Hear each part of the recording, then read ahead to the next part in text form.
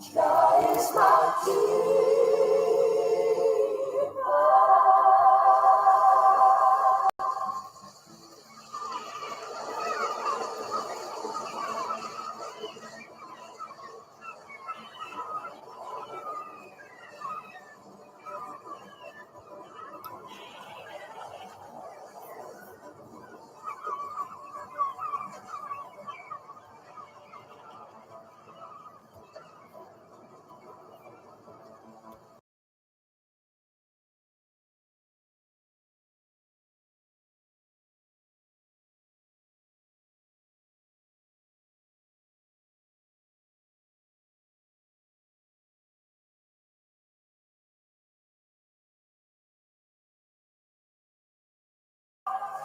Jah is my health and my strength. So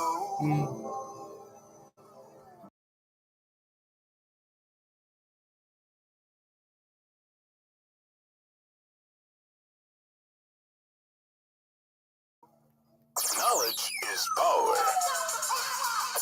Class is in session. Hour 106. Walk into Marjan's Pharmacy and you will feel better. The service is clearly different. Marjan's Pharmacy, call 876-703-6335. The time by Marjan's Pharmacy is 2:15.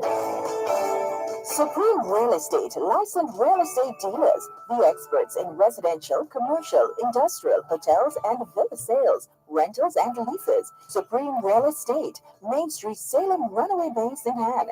Call 876-973-5026 or 876-973-6142 and email supremerealestate@cwjamaica.com. At Barry's Hardware, they believe in quality, affordability, and value for money. We have all you need in building and hardware supplies: sand, gravel, cement, lumber, electrical and plumbing supplies, paints and conduits, wires, and more. If we don't have it, we'll source it. Barry's Hardware, 15 Chandas, Kingston 6. Telephone 927-1849 or 974-4529. Dr. Jackie Campbell is on call this and every Wednesday evening at 8 with Powering Your Health. Powering Your Health is Power 106 FM's flagship program dedicated to health and wellness. Your one-stop place to power a healthy lifestyle. How can we help you to power your health? You can reach the show anytime by calling 876-922-41125 or by sending a text or WhatsApp message to 876-279-8598. Brought to you by Benson Pharmacy and Wellington Dental. That's Powering Your Health. Powerful health and wellness discussion and interaction. This and every Wednesday at 8 p.m. Only on Power 106 FM. knowledge is power. Class is in session. Hour 106. Good afternoon to those of you listening to us at home and abroad. I'm Dervan Malcolm, doing things a little differently this afternoon. Yesterday was Palm Sunday, and that takes us right into Holy Week. So Holy Week started yesterday and will end on Saturday. In terms of the week itself, will end on Saturday. And so we started this afternoon with Peter Tosh's Creation. We thought a most appropriate selection at this time as we mark Holy Week. Christians around the world marking Holy Week at this time. Let's get a bit more of that recording and get ready in another few minutes for Land Solutions. In the beginning was the Word, and the Word was with Jah, and the Word was Jah.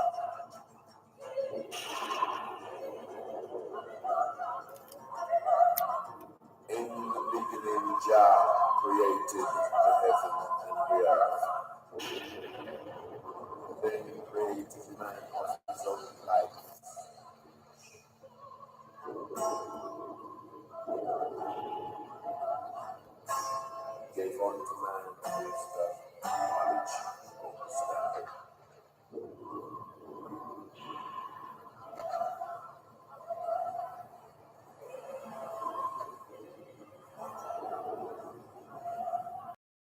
Jah is my hope and my strength. So shall I fear. He is a shield upon my right and my left hand. So whom shall I be afraid? Jah is my king.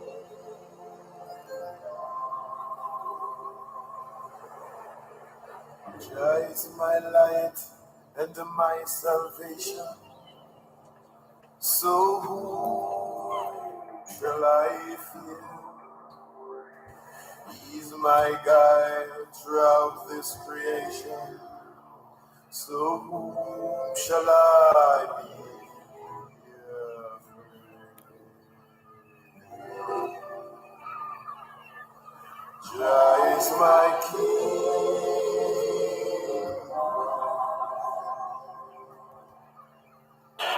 Jah is my guide in my resting and my rising. So whom shall I fear? He's my guide when I step out and forward. So whom shall I be afraid? Jah is my king.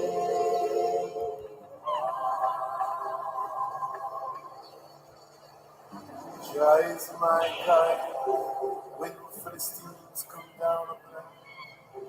So whom shall I fear? He's my guide when my enemies come to devour me. So whom shall I be afraid?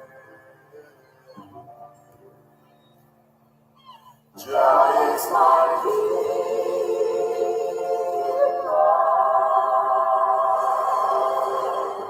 Jah is my guide from the pestilence of darkness.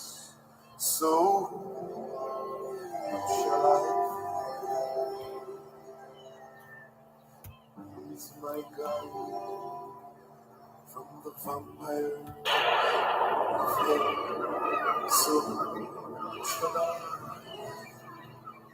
afraid?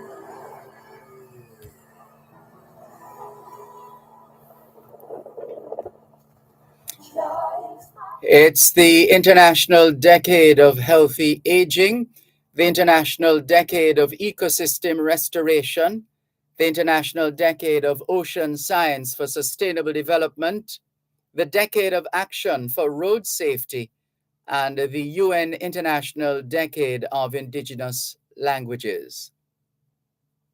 It's the third day of the fourth month of 2023, the International Year of Millets, cereals grown in warm countries and regions with poor soils, bearing a large crop of small seeds, which are chiefly used to make flour. 2023 is also the International Year of Dialogue as a guarantee of peace.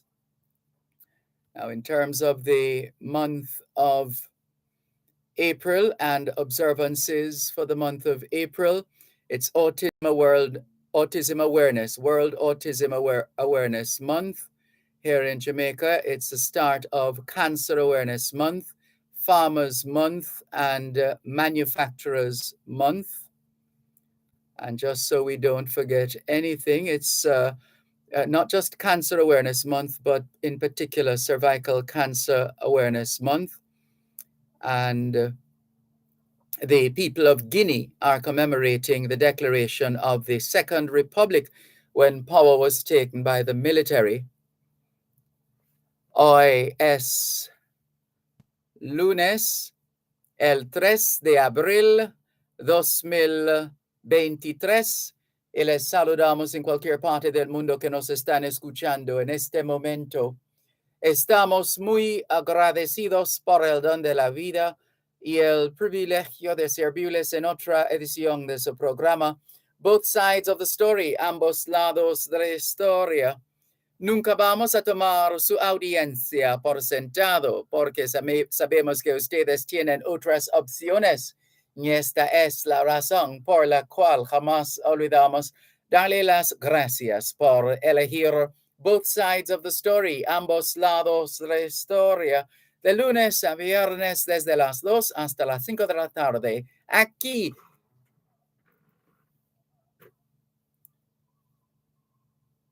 en aquí en Power 106 FM. La misión continúa para educar, capacitar, iluminar y estimular el espíritu empresarial. Bienvenidos.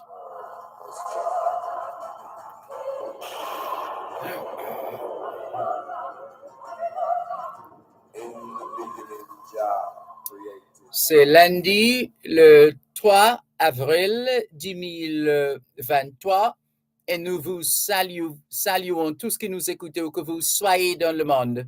Nous sommes reconnaissants du don de la vie ainsi que du privilège d'être à votre service par une nouvelle édition de votre programme Both Sides of the Story, le pour et le contre. Nous ne considérons pas votre fidélité comme allant de soi parce que nous savons que vous avez l'embarras du choix. C'est pourquoi nous n'oublions jamais de vous remercier de choisir d'écouter Both Sides of the Story, le pour et le contre, du lundi au vendredi de 2h à 5h de l'après-midi sur notre antenne Power 106 FM. Nous continuons notre mission d'éduquer, d'habiliter, d'éclairer et d'encourager l'esprit d'entreprise. Bienvenue.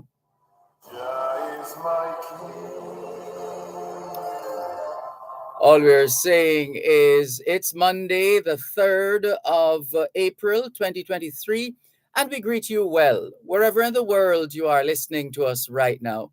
We remain eternally grateful for the gift of life and the privilege to serve you on yet another edition of your program, Both Sides of the Story. We don't ever take your listenership for granted because we know you have choices, and that's why we never ever forget to remember to say thanks for choosing to listen to Both Sides of the Story, Monday to Friday, 2 to 5, right here on Power 106 FM. The mission continues to educate, empower, enlighten, and encourage entrepreneurship. Welcome.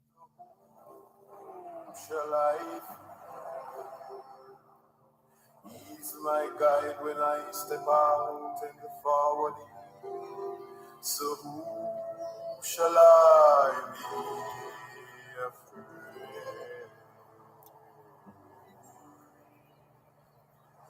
Jah is my king. Good afternoon to those of you listening to us on 106.1, 106.3, 106.5, 106.7, and 106.9. From Morant Point to Negril Point, from the Goat Islands to Galena Point. This is Power 106 FM, serving Jamaica and the diaspora. Hello to those tuned in via the Power 106 FM app, which you've downloaded from the App Store or the Google Play Store. Depending on the nature of your device, downloading is free, listening is free, whenever, wherever. We thank you if you have found other means of listening to us. Those of you logged on to the Gleaner's website, go-jamaica.com. Subscribers to onespotmedia.com also have access to Power 106 FM in particular. Well, both sides of the story in particular, and Power 106 FM in general. We thank those who are tuned in for the first time and those who are perennial listeners to both sides of the story here on Power 106 FM. As we have said, it is Holy Week, and we're treating the week as such, musically and otherwise. It's a time of reflection, and any time of reflection must be welcomed and fully utilized. Reflection is key. And so we look forward to your usual input, your calls, your messages, and we welcome your general feedback, your thoughts, your ideas, your criticisms, your concerns, your recommendations, your suggestions, your issues, whatever is on your mind. We're looking forward to hearing from you. The numbers to call 876-922-4112-5. Before that, though, it will be time for Land Solutions, the program where all your land-related matters are dealt with. Anything at all to do with the sale or purchase of land, you've come to the right place. The numbers 876-922-4113-5, 876-922-4113-5. The text line for Land Solutions will tell you after the break and at the start of today's edition of Land Solutions.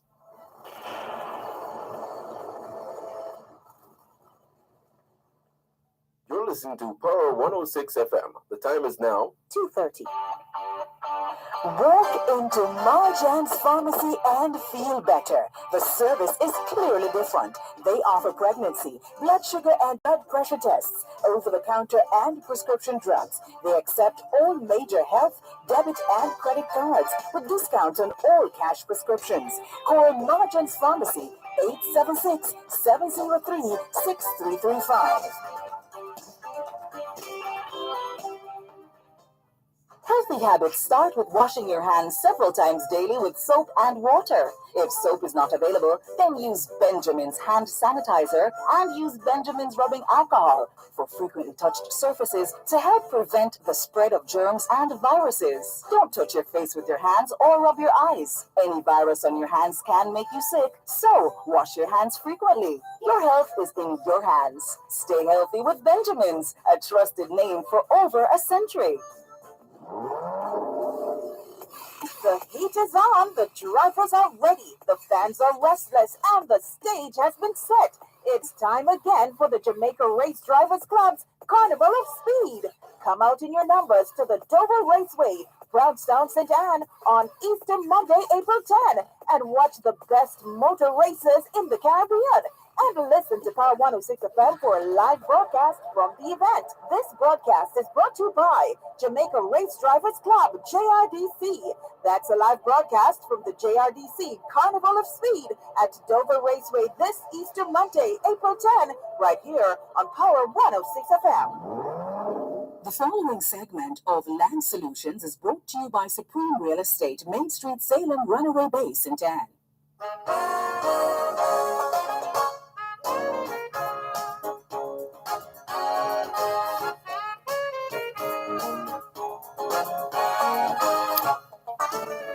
It's a Monday afternoon, just after 2:30, and you know what that means. Time for Land Solutions, the program where all your land-related matters are dealt with.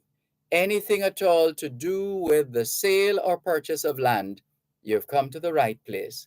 Here are the numbers to call: 876-922-4113-5, 876-922-4113-5. The text line for Land Solutions is the same as the WhatsApp number, which means you can not only send your text messages, but also your WhatsApp messages to Land Solutions. And that number is 876-881-5254, 876-881-5254. The website is landsolutionsja.com, landsolutionsja.com.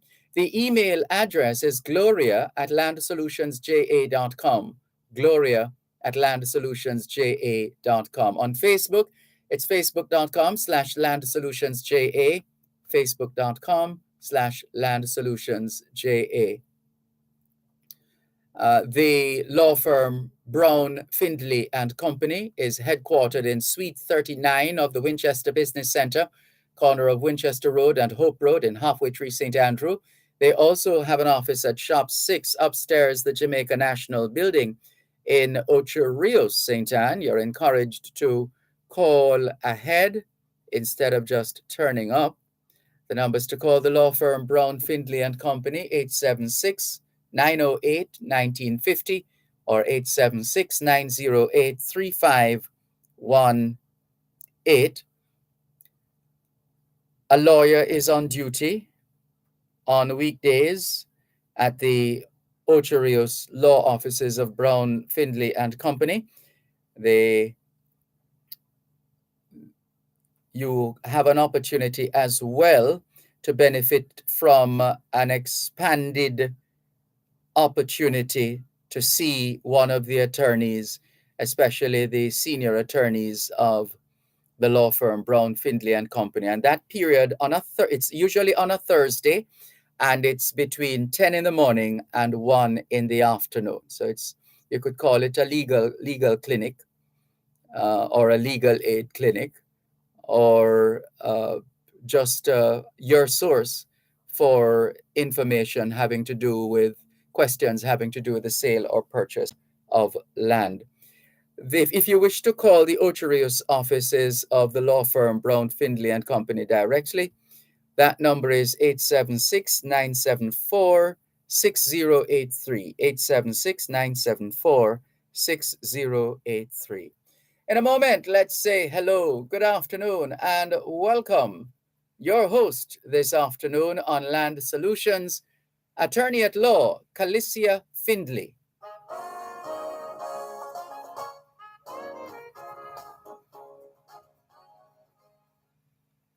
Good afternoon, listeners, and thank you, Dervan. Good afternoon. Thank you for tuning in to another edition of Land Solutions. As Dervan just said, I'll be your host for today, Calicia Findlay, and I'm chuckling, Dervan, because you referenced legal aid. Quite often, that's how it feels. I hear you loud and clear. So, as always, feel free to call in, send your messages, anything with respect to land matters, estate matters. I'll begin with, I have quite a few messages from our Facebook page at facebook.com/landsolutions. Let me start with those. Someone wants to be reminded of the duties of an executor. She says a friend has asked her to be her executor, but she's not sure what it entails. So first of all, I'm happy that you are actually asking what it entails before agreeing to do it. Because too often, people agree to be executors not knowing what being an executor is all about. So you are on the right track. An executor is the person, as many of you may know, appointed under a will to carry out the wishes of the testator. And the testator is the deceased person, the person who's making the will or who has made the will. So the executor, again, is appointed to carry out the wishes of the testator. They have wide-ranging responsibilities, but not only responsibilities, but obligations. So again, they're to carry out the wishes of the testator. They are to share up the assets in accordance with what the will says. In short, they are to take care of the estate. They are to do anything, and they can do anything the testator could have done while they were alive. I say it is onerous, and it comes with tremendous obligations, because it does. When you are an executor, you are placed in a position of trust. We refer to it as a fiduciary relationship. So you have an obligation of trust with respect to the estate and the beneficiaries. You act for them. So you can sell the property, you can sue. So let us say someone was going to sue the deceased person prior to their death. After that person has died, they can now look to you to sue. You also can sue on behalf of the estate. So again, it is a major obligation. If you don't think you are willing or able to do it, then don't do it. And again, well, I should say, for those of you considering choosing your executors, have a discussion with them first. A lot of people end up finding out their executors after the person has died.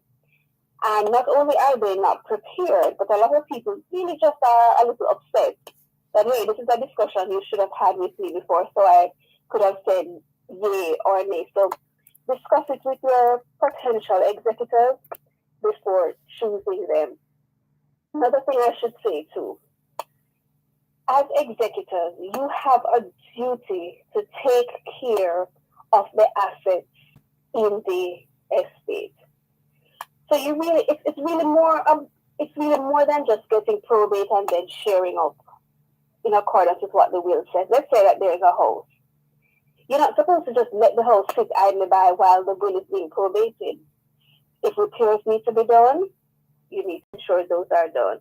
If there are tenants in the house and the tenants aren't paying rent, you need to find a way to get them to pay rent or to get them out of the property. So you have an ongoing responsibility. So, testators, choose your executors wisely. Executors, please act with care. If you're not able or willing again, give it up and seek legal advice. Remember, it is you, the executor, who is responsible for probating the will, even more so than the beneficiaries, because you are the person chosen by the testator. And just to remind listeners to speak to me live on air, the numbers to call are 876-922-411-325. 876-881-5254, solely for text and WhatsApp. So to speak to me live on air, call 876-922-411-325. Over to WhatsApp. Do I need a TRN to sell my property in Jamaica, even if I live overseas and have no intention of returning? If I had $1 for every time we get asked this question. So again, do I need a TRN to sell my property in Jamaica, even if I live overseas and have no intention of returning? Yes, you do. That's the requirement of the government, of the tax administration, Jamaica. Even if you have no intention of returning to Jamaica, as you say, even if you have never even set foot in Jamaica, a lot of people overseas buy property for investment purposes, you still have to get a TRN. There's no getting around it. You can make the application online. Go to the TAJ's website. I think it's jamaicatax.gov.j. Don't quote me on that though, but you can do a simple internet search and it will pop up. Just Google how to apply for a TRN in Jamaica. Once you do the application online, I think it takes a couple of days before you get it and they can email it to you. Or you can have someone in Jamaica do it for you. You would have to send the form to that person along with a notarized copy of your current picture ID and an authorization letter. And then someone can go to any tax office on your behalf to make the application for the TRN. I know sometimes it can be onerous. We get asked this all the time. Some people even ask us, well, can I use my social security number? Nope. Social security numbers are for the U.S. Those are strictly with respect to the U.S. TRNs are for Jamaica. You have to get a TRN whether you're buying or selling property. In fact, any business at all that you are doing with any government or revenue agency in Jamaica, you must get a TRN. Can you finalize a divorce if you haven't finalized issues about property that you own with your wife? So again, can you finalize a divorce if you haven't finalized issues about property that you own with your wife? Yes, it is possible. Some people want to get divorced immediately. Some just want to end that chapter in their lives. Some people may want to remarry. So you can get divorced and then deal with property afterwards. It's up to you and your situation. Everybody's a little different. Some people prefer to wait and do everything at once. So they want to sign off on the property, maybe issues to do with the children, like custody and maintenance, and then have the divorce finalized afterwards. With respect to property, don't wait too long, especially once it comes to matrimonial property, because the Property Rights of Spouses Act specifically says that issues concerning matrimonial property must be dealt with within 1 year after a divorce, or if you're unmarried, 1 year after you stop living together. Anything outside of a year, you will have to make an application first to the court to grant you an extension of time. So yes, you can wait. You can do your divorce first, and then you deal with the property issues, but don't wait too long. If your divorce isn't too pressing, if you're not looking to get married right away, I would maybe try to start the property out first, or even at the same time with the divorce, because a lot of times what happens is if once a divorce comes through, people kind of lose interest and they put things on the back burner. They say, all right, I'm now divorced. This chapter is closed. I'm going to move on with my life. And then they either forget about other issues or they don't come back to them. When they eventually get back to those issues, it may be a little too late. So as best as possible, try to deal with everything ASAP. This is Land Solutions. The preceding segment of Land Solutions was brought to you by Supreme Real Estate, Main Street, Salem, Runaway Bay, St. Anne. You're listening to Power 106 FM. The time is now 2:45. Walk into Marjan's Pharmacy and feel better. The service is clearly different. They offer pregnancy, blood sugar and blood pressure tests, over-the-counter and prescription drugs. They accept all major health, debit and credit cards with discounts on all cash prescriptions. Call Marjan's Pharmacy 876-703-6335.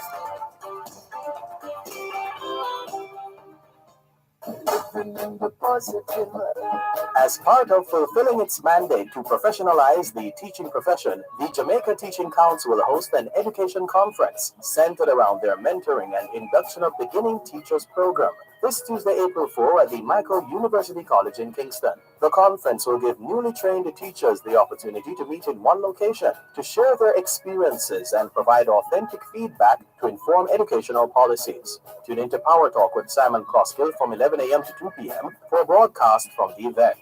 This broadcast is brought to you by the Jamaica Teaching Council.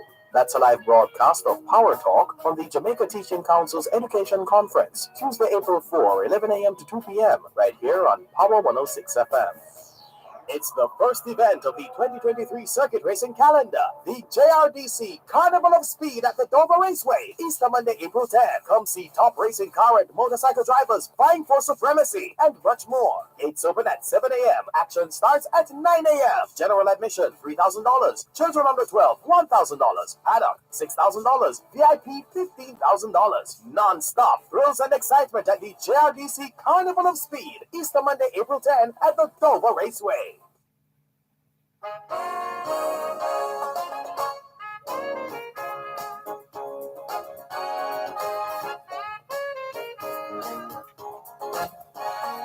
You're listening to Land Solutions during both sides of the story here on Power 106 FM. Land Solutions, the program where all your land-related matters are dealt with. Anything at all to do with the sale or purchase of land. You've come to the right place. Here are the numbers to call: 876-922-4113-5. 876-922-4113-5. Text line same as the WhatsApp number for Land Solutions, 876-881-5254. 876-881-5254. Let's go to the phone lines, Calicia. Hello, good afternoon. Hello, good afternoon. May I go ahead? Hello.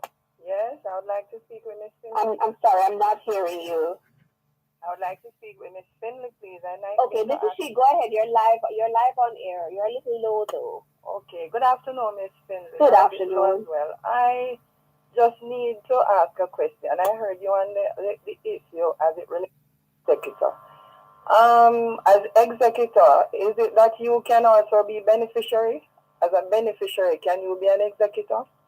Yes, certainly you can. And a lot of times we encourage our clients to make the beneficiaries the executors once they are of age. So yes, certainly you can. And without you knowing what happens, my mother died. I was not aware of her making a will because she has never had interest in making a will. And then after the death of her, my brother who lives in England, he came and I understand he was distributing letters to my siblings. He sent me a letter which I did not take because it came to a third party and I refused to take it.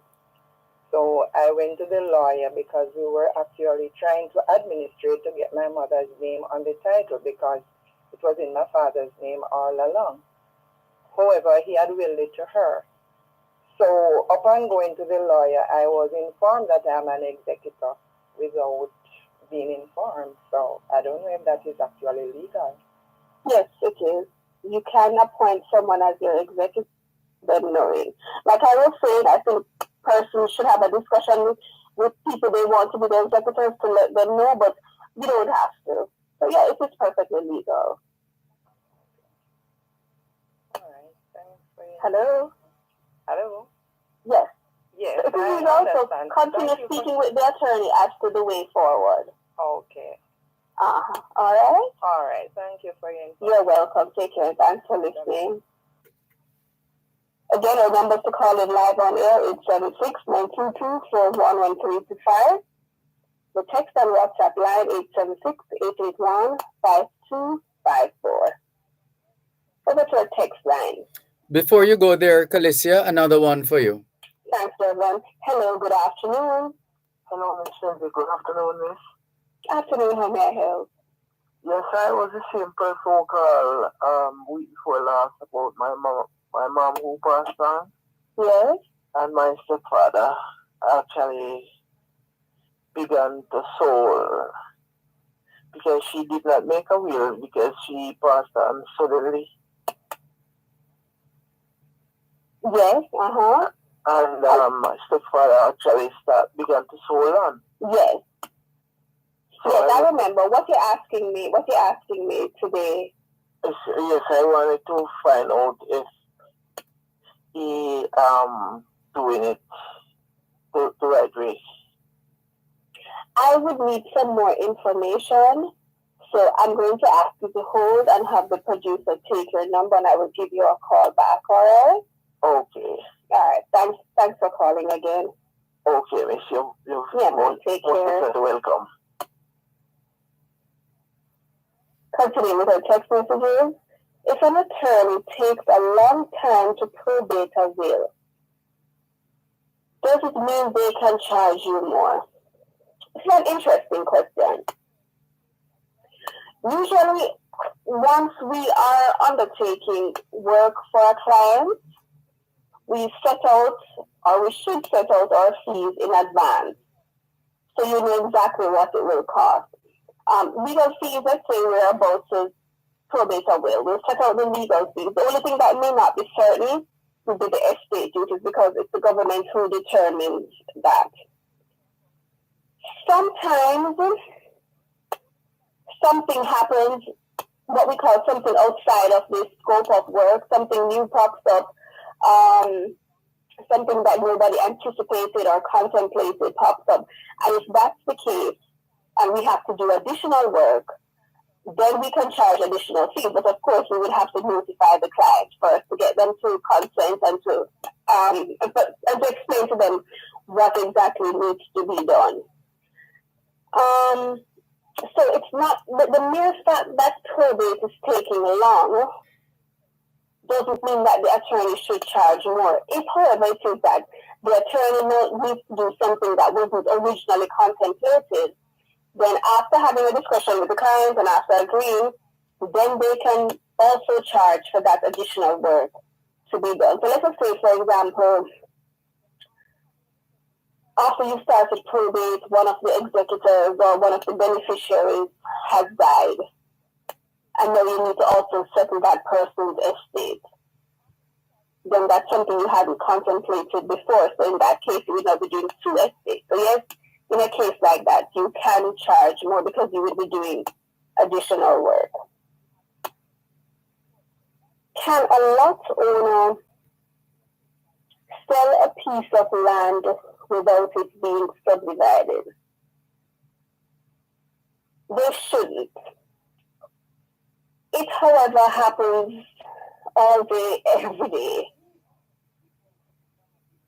You really should go through the official channels and the official process of getting land subdivided. And by subdivision, we mean getting the surveyor to go in, do the drawing, do the diagram, submit them to the parish council, getting the parish council approval, then coming over to us, the attorneys, to get the splinter titles. That, in a nutshell, is subdivision. And that takes a while. It takes about 2 years, and I think a lot of times persons get impatient and just go ahead and sell a piece of their property. So, in reality, what happens is that someone will just say, all right, I'm giving you that section over there by the mango tree, I'm selling it to you. But really, what you're selling to them is still in your title, not a separate lot. And then it will be on that person now, the purchaser, to try to get title in their name. And this is what causes persons, especially sellers, a lot of problems. And if the purchasers eventually want to get a mortgage, they can't get a mortgage. So really, you shouldn't sell land without it being subdivided. And for purchasers, I know it is difficult to find land, cheap land in Jamaica. A lot of persons are desperate, but it really should be subdivided. Another caller for you, Calicia. Thanks, Dervan. Hello, good afternoon. Hello, Miss Henry. Hi, afternoon, how may I help? You can hear me? Yeah, man, I'm hearing you. Go right ahead, please. Okay, you had gave me some instructions the other day how to get illegal vendor from out of my parking lot. And, well, I got a lawyer, and the case was today this morning. Yes. And the case went on, the judge ruled that the illegal vendor should leave the parking lot. Okay, great. Hello? I can't hear you so good. Yeah, I'm hearing you. I'm saying that's good. What else happened? The lawyer filed a case on trespassing. Yes, there was a trespassing case. Yeah. So the vendor was trespassing. But then the court, the vendor had to pay the filing fee, and the vendor didn't have to pay for the lawyer fee. So I was wondering, why was that? I can't say why. There is no hard and fast rule. In some cases, the judge will rule that the losing party will pay the lawyer's fees. In some cases, they won't. If in your situation they didn't, then it will be your responsibility to pay your lawyer. Yeah. That's just how it is sometimes. Okay. Then the judge said something about waiving the cost? Yes, sometimes the judges do that. Like, sometimes what may happen, the judge may have a little pity on the person, and they may say, all right, yes, I know you are wrong, but maybe you can't afford it, so I'm going to order that you leave the man's property, but I won't order that you pay his legal fees. So the judges have that discretion to do that. Okay. Well, the judge set another date, the 1st of next month. She said, if the vendor comes back or still there, then we'll have to, some charges and things will come against her. Yes, so usually if that happens, if the vendor is still there, and you go back to court, they could maybe order that they be committed, meaning committed to jail, or they could order that a bailiff physically remove them from the property. Yeah. Well, but good luck. I'm happy to hear that you got that order. You gave me that instruction. And make sure you pay your lawyer, please. Yeah. I will. But I didn't want to take it on and do it myself, because you told me I couldn't. So I got a lawyer, but, she did okay. It was okay. So we just have to go back on the 1st of next month to see if the vendor complies with the court orders. All right, thanks. Thanks for calling. Okay. Thank you very much. Take care. Bye-bye. Remember to call in live on air 876 922-4113-5. The text and WhatsApp line 876-881-5254. Leave us a WhatsApp. If the witnesses and sole beneficiary to a will have died, what are the next steps? All right, if the witnesses have died, it's not an issue. The will is still valid. For the sole beneficiary who has died, their next of kin could be entitled. to whatever was willed to them. So try and find who that person is, and the will can still be probated. If it's a situation though where there's a will, and for whatever reason there are absolutely no beneficiaries, whether there's a will or not, then the law says that the crown, the government, can get that property, can get that asset, whatever was left for that person. So hopefully you can find a beneficiary of that beneficiary.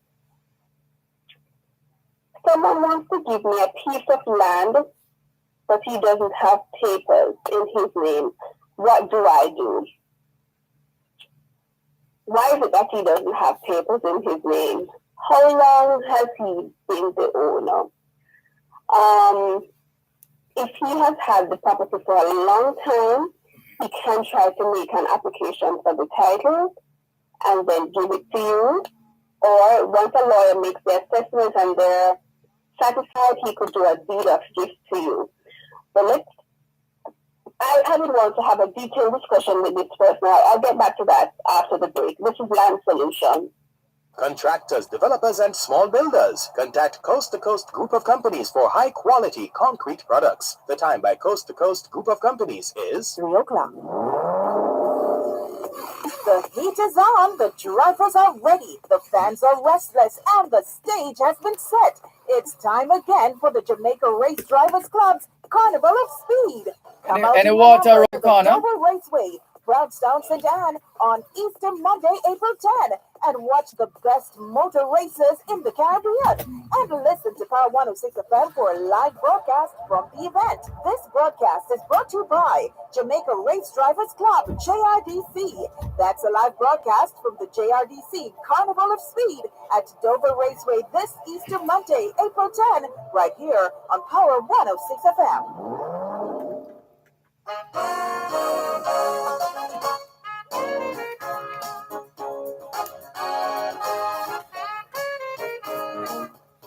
You're listening to Land Solutions during both sides of the story here on Power 106 FM. Land Solutions, the program where all your land-related matters are dealt with. Anything at all to do with the sale or purchase of land, you've come to the right place. Here are the numbers to call: 876-922-4113-5, 876-922-4113-5. Text line, same as the WhatsApp number, which means you can not only send your WhatsApp messages, but also your text messages. And that number is 876-881-5254. That's 876-881-5254. The law offices of Brown, Findlay and Company, headquartered in Suite 39 of the Winchester Business Center, corner of Winchester Road and Hope Road in Halfway Tree, St. Andrew. They also have an office at Shop 6 upstairs, the Jamaica National Building in Ocho Rios, St. Anne. You're encouraged to call ahead before turning up at the law offices of Brown, Findlay and Company. Those numbers to call: 876-908-1950 or 876-908-3518. Once again, here's attorney at law, Calicia Findlay. Thank you, Dervan. Back to that previous message. Someone wants to give me a piece of land, but he doesn't have papers in his name. So I was saying there are two options. And of course, I would want to find out how long he has had the property, how he became the owner of property, and what has happened, how that he doesn't have papers in his name. So seek advice from an attorney first. This person can apply for title and then do a transfer to you, or they can go straight ahead and do a deed of gift to you, and then you, the recipient of the property, can then apply for title in your name. If you are the one receiving the property, you have to be careful. Ensure you get independent legal advice. Meaning both of you can't use the same lawyer. Because you don't want to be in a situation where you have now received this property, but then you are unable to apply for a title in your name. Because to apply for a title, You have to state the 30 to 40 year history of the property. You need persons who have known the land for that time and who can speak to the history of the property. So seek legal advice, please. Over to Facebook. My family has been on land for over 30 years and it's owned by the government. How can we gain ownership? To be able to gain ownership, let's say by adverse possession, when it's government land, you have to show that you, along with your family, have been on it for a total of 60 years. That's 60 years. Let's say grandmother was on it for 20, mother on it for 20, you are now on it for 20. All three of you together can show 60 years, you can apply for title. Or if you alone can show 60 years, you can go right ahead and apply for title on your own. If you haven't accumulated 60 years, in your case, you're saying over 30 years, the only way you'll be able to acquire ownership is if the government is willing to sell or to give it to you. You would have to contact the Commissioner of Lands. They're the ones responsible for all government-owned property, or sometimes it can be the Ministry of Housing. But once you haven't reached 60 years, you can only become the owner if they are willing to give it to you or to sell it to you. And sometimes what happens, if you are on land and you're trying to acquire it, once you bring it to the attention of the relevant authorities, even if it's privately owned property, because the government may not even know that you are on the property, but once you bring it to their attention saying, I want to be the owner, they may say, you know what, we want this property and we want you off it. So keep that in the back of your mind. But again, the only way you'll be able to become the owner is if they're willing to sell it or to give it to you. Continuing with our WhatsApp messages. Is it okay to buy land for $5 million when it's valued at $4.3 million? The seller is asking $5 million. There's nothing wrong with that. You can buy land for any amount. A seller can sell land for any amount. The real question is it worth it and can you afford it? If you can afford it and you really want this property, you can go ahead. But have you exhausted your searches? Have you looked around? Can you find something more affordable? It will be a challenge for you if you're getting a mortgage and you can't afford it out of pocket. Because if you're buying land for $5 million and it's valued at 4.3, the bank isn't going to lend you anything beyond the value of the property. In fact, I think sometimes, depending on the mortgage institution, it may be 90%. And if it's just land, I think it's actually less. Sometimes it could be about 70% of the value of the property. So, whatever the excess amount is, you will have to find that out of pocket. So you're buying land for $5 million, it's valued at 4.3, you're going to have to find that $700,000 out of pocket.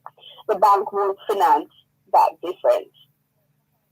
Have you tried negotiating with the seller? You can have a frank discussion and say, listen, I'm getting a mortgage or I can't afford to pay beyond this amount. Are you willing to reduce the purchase price somewhat? Nothing tried, nothing done. But again, bear in mind that the seller is under no obligation to reduce their property. They don't have to go with your valuation or any valuation. They can come up with any figure they want. And what happens invariably is that when persons are selling property, they always think it's valued more than the actual value. But hey, we can do that. We have another caller for you, Calicia. Thanks, Dervan. Hello, good afternoon. Good afternoon. Afternoon, how may I help? Now your question. Can a person make a will without a lawyer? I didn't hear the last part. Can a person make a will what? Can a person make a will without using a lawyer? Yes, you can. And it will be perfectly legitimate. You can buy a will form from any pharmacy or bookstore. They're quite easy to follow. So yes, it can be done. Of course, though, my advice would be to use an attorney because you don't want to do the will on your own and then you make a mistake and it turns out that the will is not valid. But again, certainly you can do it on your own, but it is advisable to even have an attorney look over it after you have done it. Okay? Okay, thank you very much. You're welcome. Thanks for listening and thanks for calling. Continue with our messages. How long does a power of attorney last? A power of attorney lasts for as long as you want it to. And most of the powers of attorney that we see are quite open-ended, especially those done by persons themselves as opposed to an attorney. So they last forever. If you want a power of attorney to end, you can do what we call a revocation of the power of attorney. That's when you ask for it to be cancelled. Also, when you are initially doing your power of attorney, once it's been drafted, you can specifically state that I want this power of attorney to last until 2025.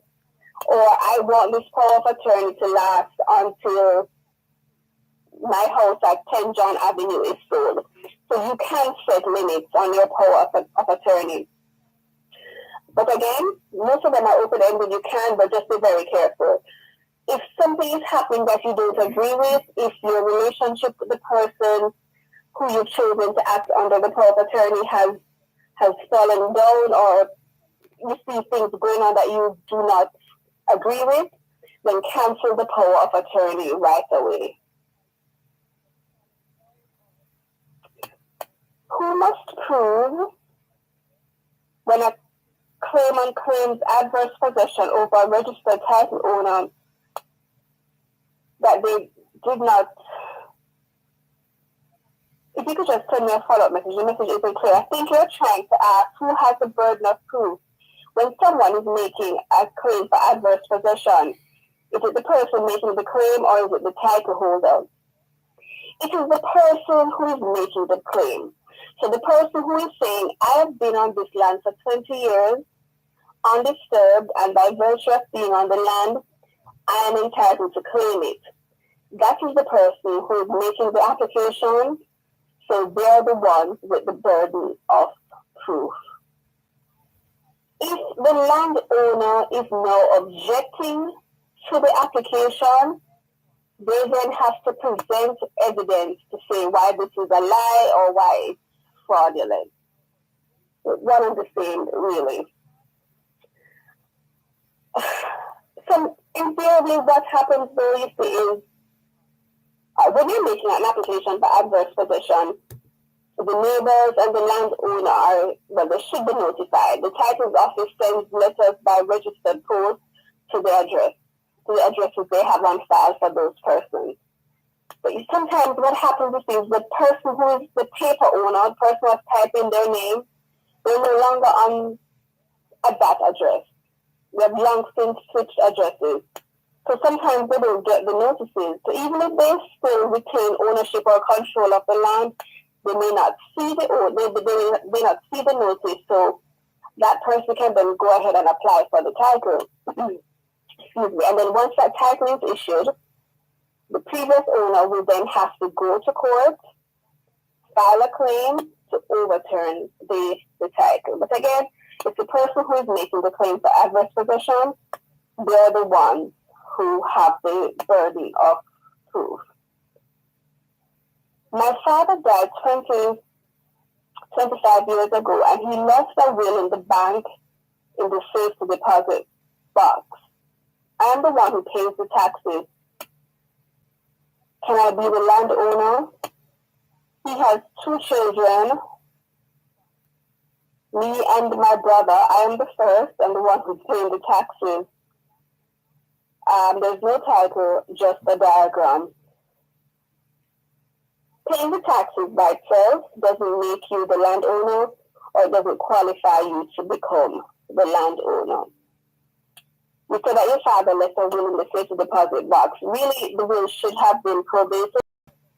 But in any event, you say that 25 years have passed. So the person who would be entitled to apply for the title is the person actually on the property now. The person who has been there for at least 12 years undisturbed. Doesn't matter if you are the one who has been paying the property taxes. You can start paying my property taxes now for my house that I come to every day and night. It doesn't mean you can apply for my title. So it's the person who has been living there who can apply for the title. It would be interesting to note why it is that you have waited so long to address this issue, because he died 25 years ago. The will, as you say, is in a safety deposit box. Why was nothing done? Who are the executors? Are the executors usually still around? Okay, you just sent a follow-up message. You are the one who lives there. You can go ahead and apply for the title. And let me know what happens with the will. This is Land Solutions.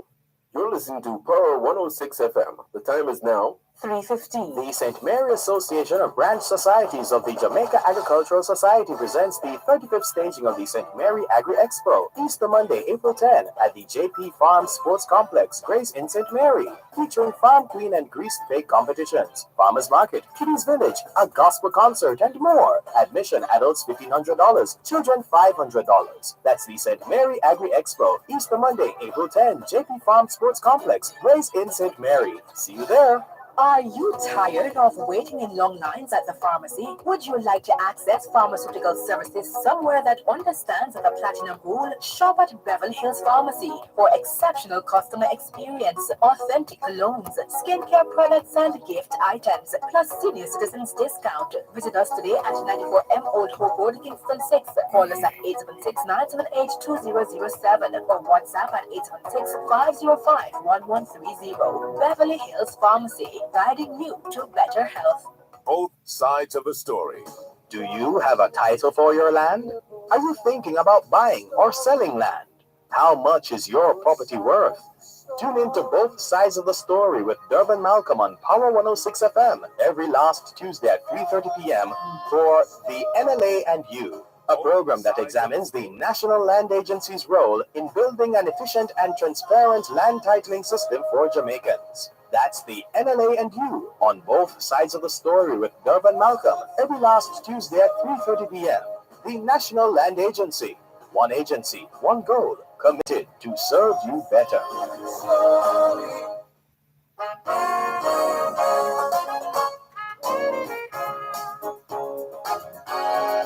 It's the final segment of Land Solutions for today. Get in those questions right now.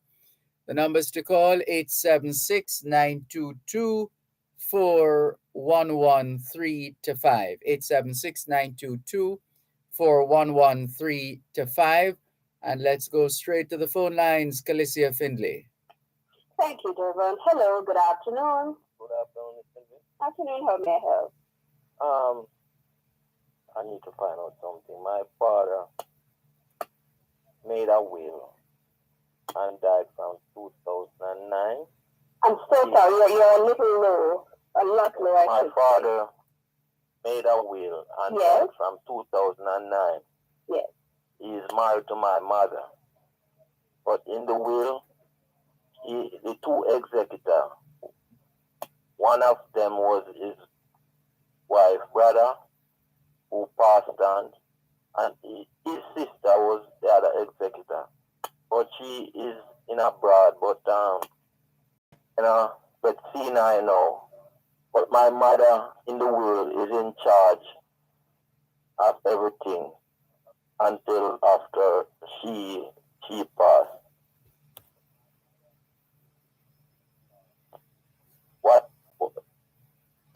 is everything still okay? Yes. Your mother Hello? can apply. No, my mother is alive. Hello? Hello? Hello? Yes, what did you just say? Hello? Yes, are you hearing me? Hello? He doesn't seem to. I was saying that your mother, if you're still listening, your mother can make the application.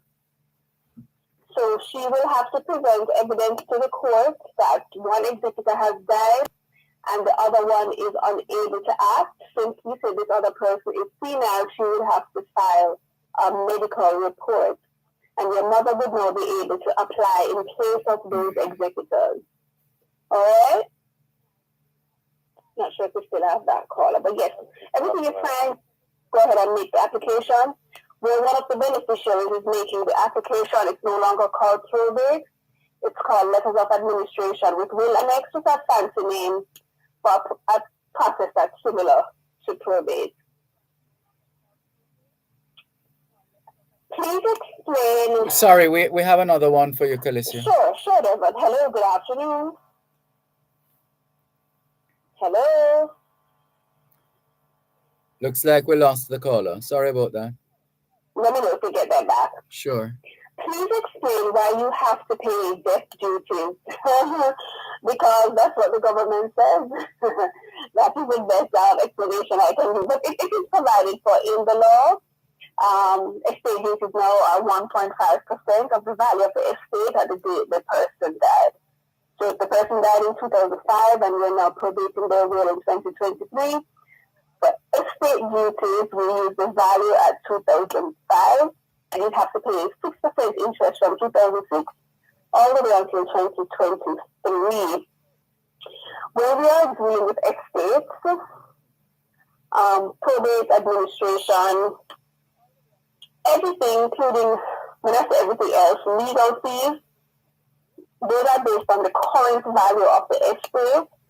But estate duties, which is you pay to the government, are based on the value at the date the person died. And again, that's just what the law says. If, however, the estate is valued less than $10 million, you don't pay any estate duties. It's what we call a nil assessment or zero assessment. And if you're in certain areas of the country, you can pay the estate duties to be charged based on the tax roll value and not on the market value. Something we always get a lot of questions on is the estate TRN. A lot of persons don't know that there's a difference between the regular TRN that we have as individuals and the estate TRN. A couple of years ago, time flies so fast, maybe 3-4 years, I could be wrong, maybe even 5 years. The government brought in a new rule that says once a person has died and the estate is being settled, we have to apply, the executors have to apply for an estate TRN, the TRN for the estate. So it doesn't matter if you had a TRN while you're alive, once you have now died, you have to apply for an estate TRN, and then you pay the death duties under the estate TRN. I know some of you disagree with me and say it don't make any sense, but that is what has to be done because that's what the government says. So individual TRN is completely different from estate TRN. Your executors apply for your estate TRN after they have received probate. Another caller for you, Calicia. Thanks, Dervan. Hello, good afternoon. Good afternoon. How may I help you? A little low. Miss Alicia. I'm calling because my granddad died and left a will to my dad. And now my dad passed away, and me and my brother, we're trying to sort it up, but we just don't know where to start. Before my dad died, he was trying to get the title in his name, but just before signing for the title, he passed off. I also have the will that my grandfather left. I have a copy of it. How did your father get in the title? Because he was just about to sign for the title, meaning the application for the title, or yes, he was getting the application. Yes. I'm so sorry. I'm not hearing you. Put in the application and did the process, and they called him. When we went there, they asked for him to sign the title, and we told them he passed away. Did you say he signed the application? Yes, hello. He applied for a title. I'm so sorry. You keep going in and out. I don't think it's your fault. We seem to be having some challenges. But let me just ask again. Did you say that he signed the application? Yes, he did, Miss Felicia. All right. Did he make a will? No, he passed. All right. Was he married? No. Okay. And you say you have a brother? Yes. Okay. So you and your brother how long did your father die? 2014. 2014? Yeah. So you and your brother can apply to administer your father's estate. Yeah. And then once administration has been granted, you can then pick up where your father left off in the application for the title. So you can then apply to get the title issued in your name. Because as the administrators of his estate, you and your brother would now step in his shoes. Okay, thank you. Okay, so you don't need grandfather's will. Oh, you would just be stepping into your father's application. Okay, and we need a lawyer for that. Is that correct? Yes, you and your brother are over 18, right? Yes. Yes, yeah. You would need a lawyer to apply for administration of your father's estate. Thank you very much. You are very welcome. And today, to call us in office, our office numbers are 876-908-1950, 876-908-3518. Good day. My inquiry concerns restricted covenants. On our title, there is a covenant forbidding any commercial enterprise. Our neighbor across the road has recently opened a bar. How may I check whether the covenant applies to them? I suspect they have no title.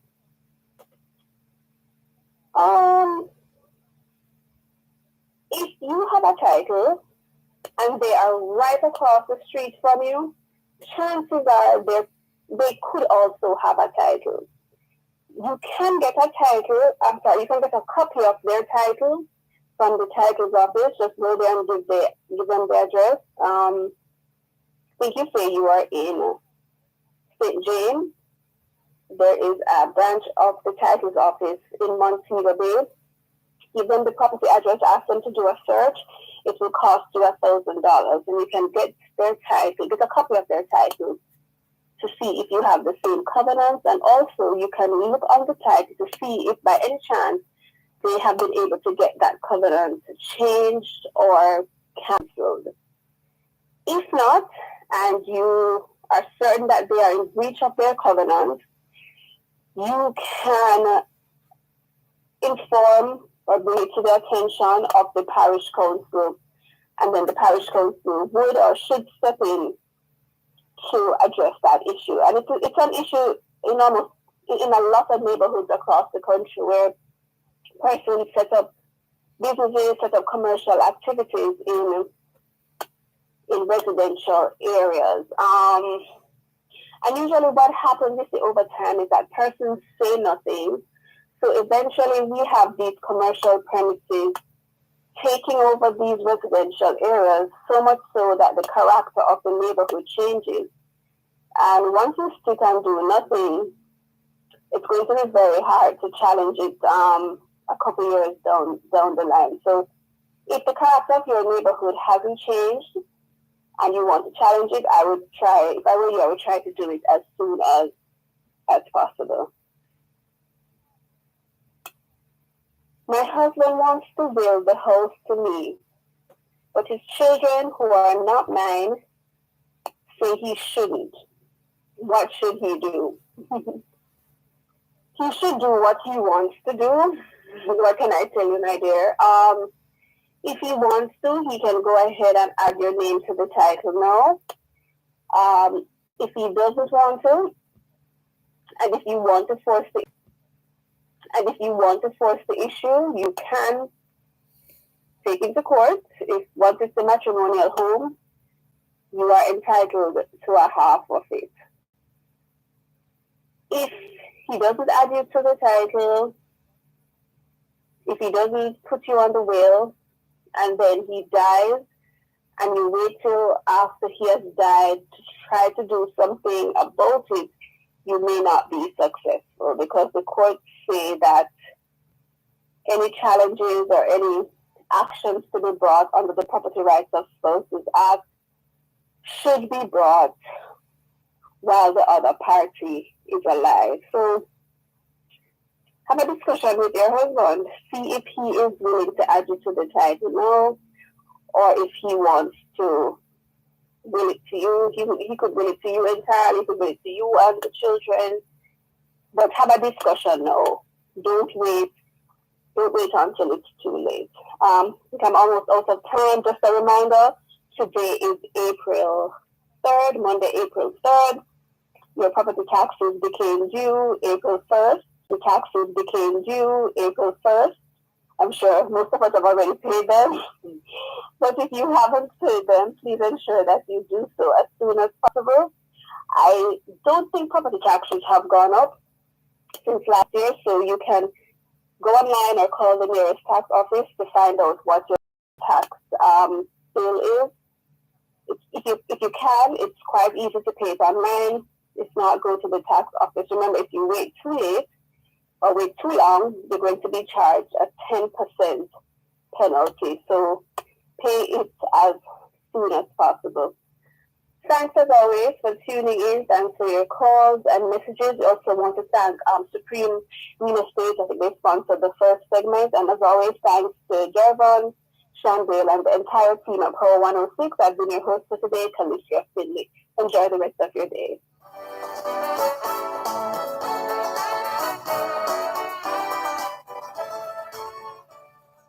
You're listening. You're listening to Power 106 FM. The time is now 3:30. The time is now 3:30. The heat is on, the drivers are ready, the fans are restless, and the stage has been set. It's time again for the Jamaica Race Drivers Club's Carnival of Speed. Come out in your numbers to the Dover Raceway, Brownstown, St. Anne on Easter Monday, April 10, and watch the best motor races in the Caribbean. And listen to Power 106 FM for a live broadcast from the event. This broadcast is brought to you by Jamaica Race Drivers Club, JRDC. That's a live broadcast from the JRDC Carnival of Speed at Dover Raceway this Easter Monday, April 10, right here on Power 106 FM. Knowledge is power. Class is in session. Power 106. In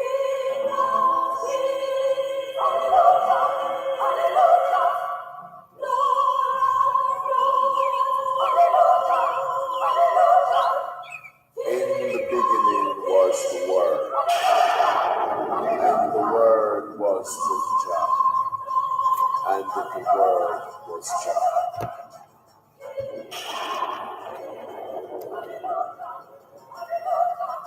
In the beginning, Jah created the heaven and the earth. Then he created man of his own likeness.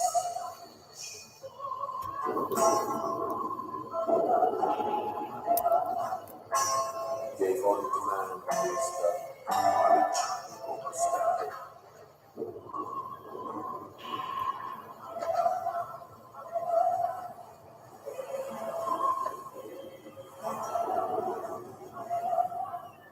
Jah is my help and my strength, so shall I fear.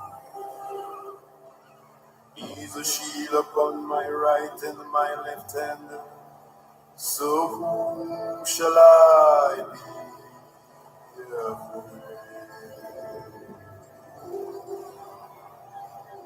Jah is my king.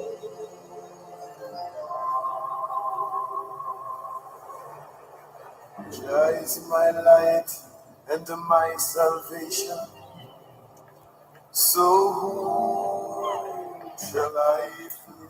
Thanks a lot for staying with us on today's edition of Both Sides of the Story, Power 106 FM. It's Holy Week. Christians around the world are marking Holy Week.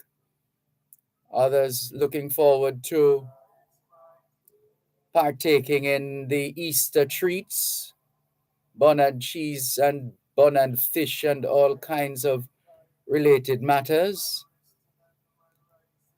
No doubt the members of the Christian faith will remind us that it's not about the bun and cheese and the fish, but it's about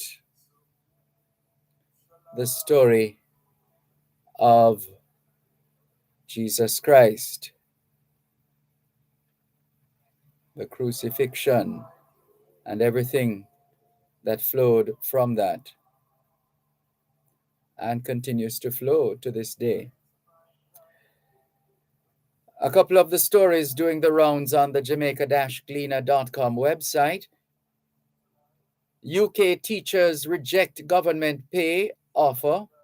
UK teachers reject government pay offer amid Labour unrest. Teachers in England rejected the government's latest pay offer on Monday, raising the spectre of more strikes and further disruptions for parents and children as double-digit inflation sparks Labour unrest across the United Kingdom. The National Road Safety Council, NRSC, here in Jamaica, is to receive financial assistance from international partners to advance road safety activities across the island. We look forward to that. We need as much help as we can get. The police reporting that a man in Puerto Rico stole an ambulance after an accident. Operations to resume at Mandeville Comprehensive Health Center. Hugh Graham has resigned from the opposition shadow cabinet. And just a gentle reminder that Graham is pronounced Graham. The H is silent. Graham. The H is silent. Hugh Graham.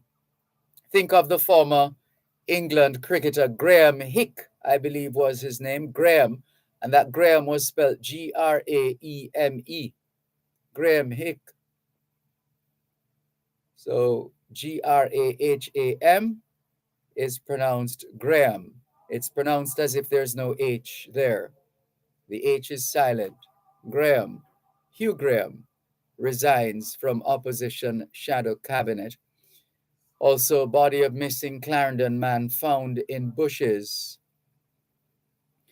And a teacher shot by 6-year-old student files $40 million lawsuit.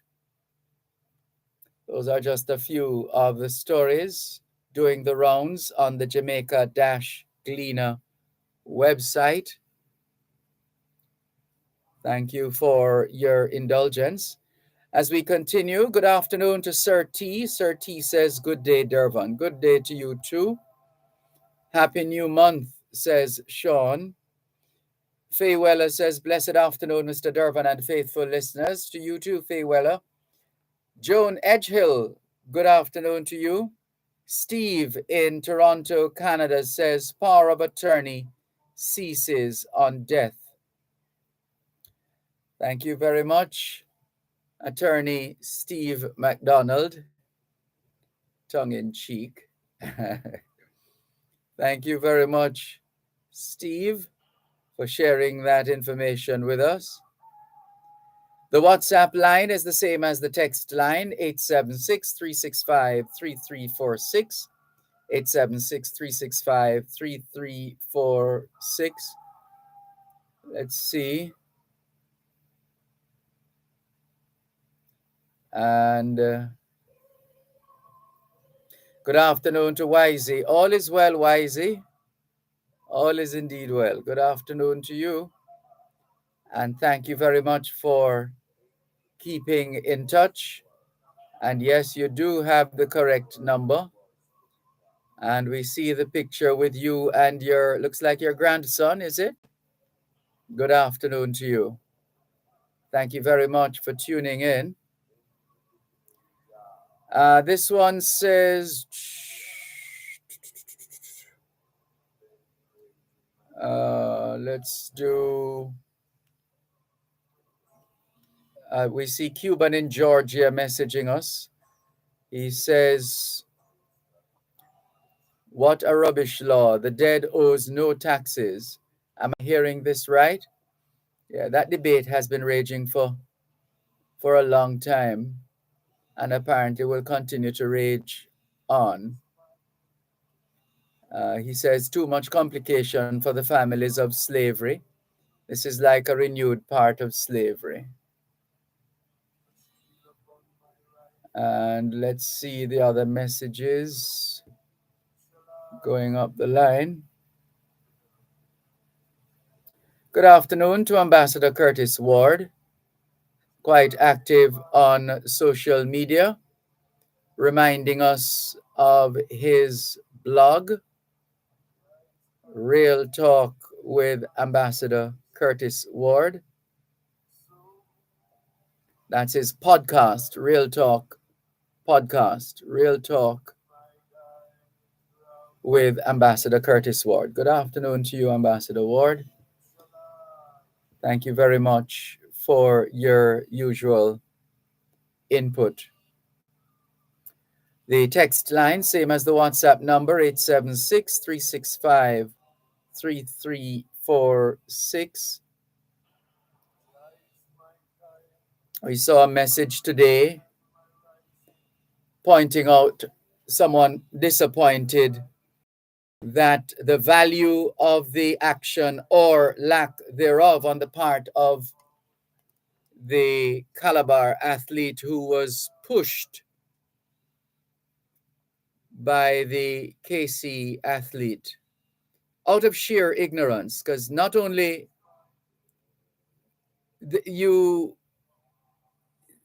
he obviously is totally oblivious to the harmonious relationship that has existed and is still in existence between KC and Calabar. So it's a bit of ignorance at work there at the core, because these two high schools continue to generate a lot of interest and excitement and inspiration and so on, and energy. But those who are not accustomed to that, or those who are unaware of that, unfortunately, in this instance, an example of that, an act of violence. That's what it is, an act of violence. However, the young man who was pushed, the Calabar student, he did not push back. He walked away. In this day and age, when people run for knife and gun and God knows what, the young man just recognized that another young man made a terrible error, an awful mistake. So there is that matter that people are saying this young man, as a means of setting an example or identifying a good example, this young man's action or lack of action, as in violent action, that young man should be recognized and held up as an example. We agree. But there's a lot of ignorance out there. There's no doubt about that. And the rest of us who know better should just continue to do better. Those of us who know better, let's continue to do better. How about that? And then we can take some more people with us along that road of better, that better road. Let's continue with more here on your program, Both Sides of the Story, Power 106 FM, still streaming live on the Gleaners website, go-jamaica.com, live on your smart devices all over the world. A couple of notable points of history for you, our faithful listeners at home and abroad. let's see, let's take you to the year 1962. 1962.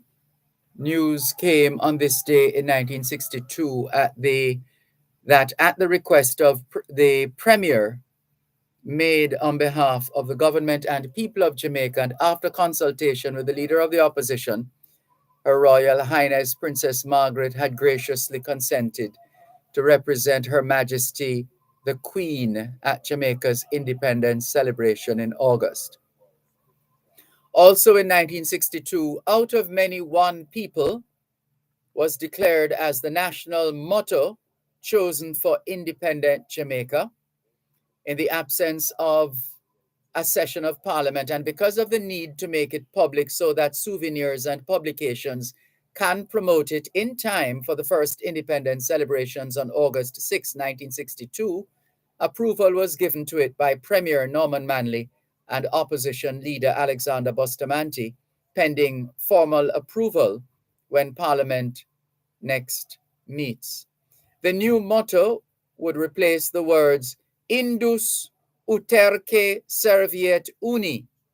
The two Indians shall serve as one. That's the translation. And it seems to be Latin. Indus uterque serviet uni.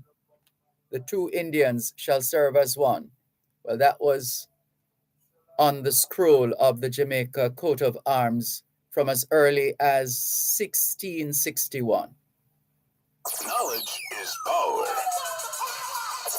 Class is in session. Hour 106. For any project, ABC Electrical Sales has all your electrical supplies at the best prices. 8 Hagley Park Road, Kingston, 754-3714. The time by ABC Electrical Sales is 3:45. The College of Agriculture, Science and Education, CASE, continues to play its part in revolutionizing Jamaica's productive and education sectors for the demands of the 21st century. Learn more about CASE's philosophy, programs, and services in a special feature during Farm Talk with Alfie McKenzie every second Monday at 6:18 a.m. on Power 106 FM. This feature is brought to you by the College of Agriculture, Science and Education, CASE, Pasley Gardens, Portland. That's a special feature showcasing the College of Agriculture, Science and Education, CASE, every second Monday at 6:18 a.m. during Farm Talk with Alfie McKenzie, right here on Power 106 FM.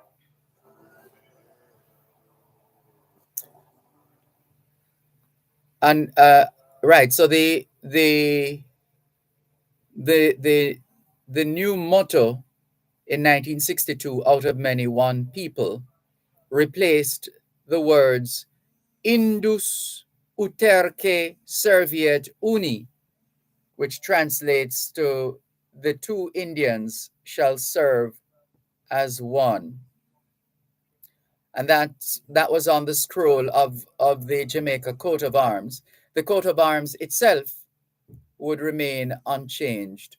The existing coat of arms at the time was granted Jamaica in 1661 under royal warrant and was partially revised in 1957.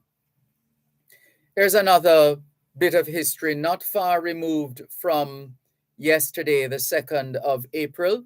The Jamaica Teachers Association came into being on the 2nd of April, 1964, when the instruments governing the membership and procedures of the body were examined and ratified at the inaugural conference held on that date. The resolutions constituting the association were passed at a special conference at Excelsior High School Auditorium on December 14, 1963. The association was formed from the merger of 5 teachers' associations that existed at the time, namely Jamaica Union of Teachers, JUT, Association of Headmasters and Headmistresses, H2H2, Association of Teachers in Technical Institutions, ATTI, the Association of Teacher Training Staffs, ATTS, the Association of Assistant Masters and Mistresses, A2M2. The associations pursued parallel and separate objectives until the late 1950s. I think it was 1957, was it? I'm not looking at it right now, but I believe it was 1950. Where is it?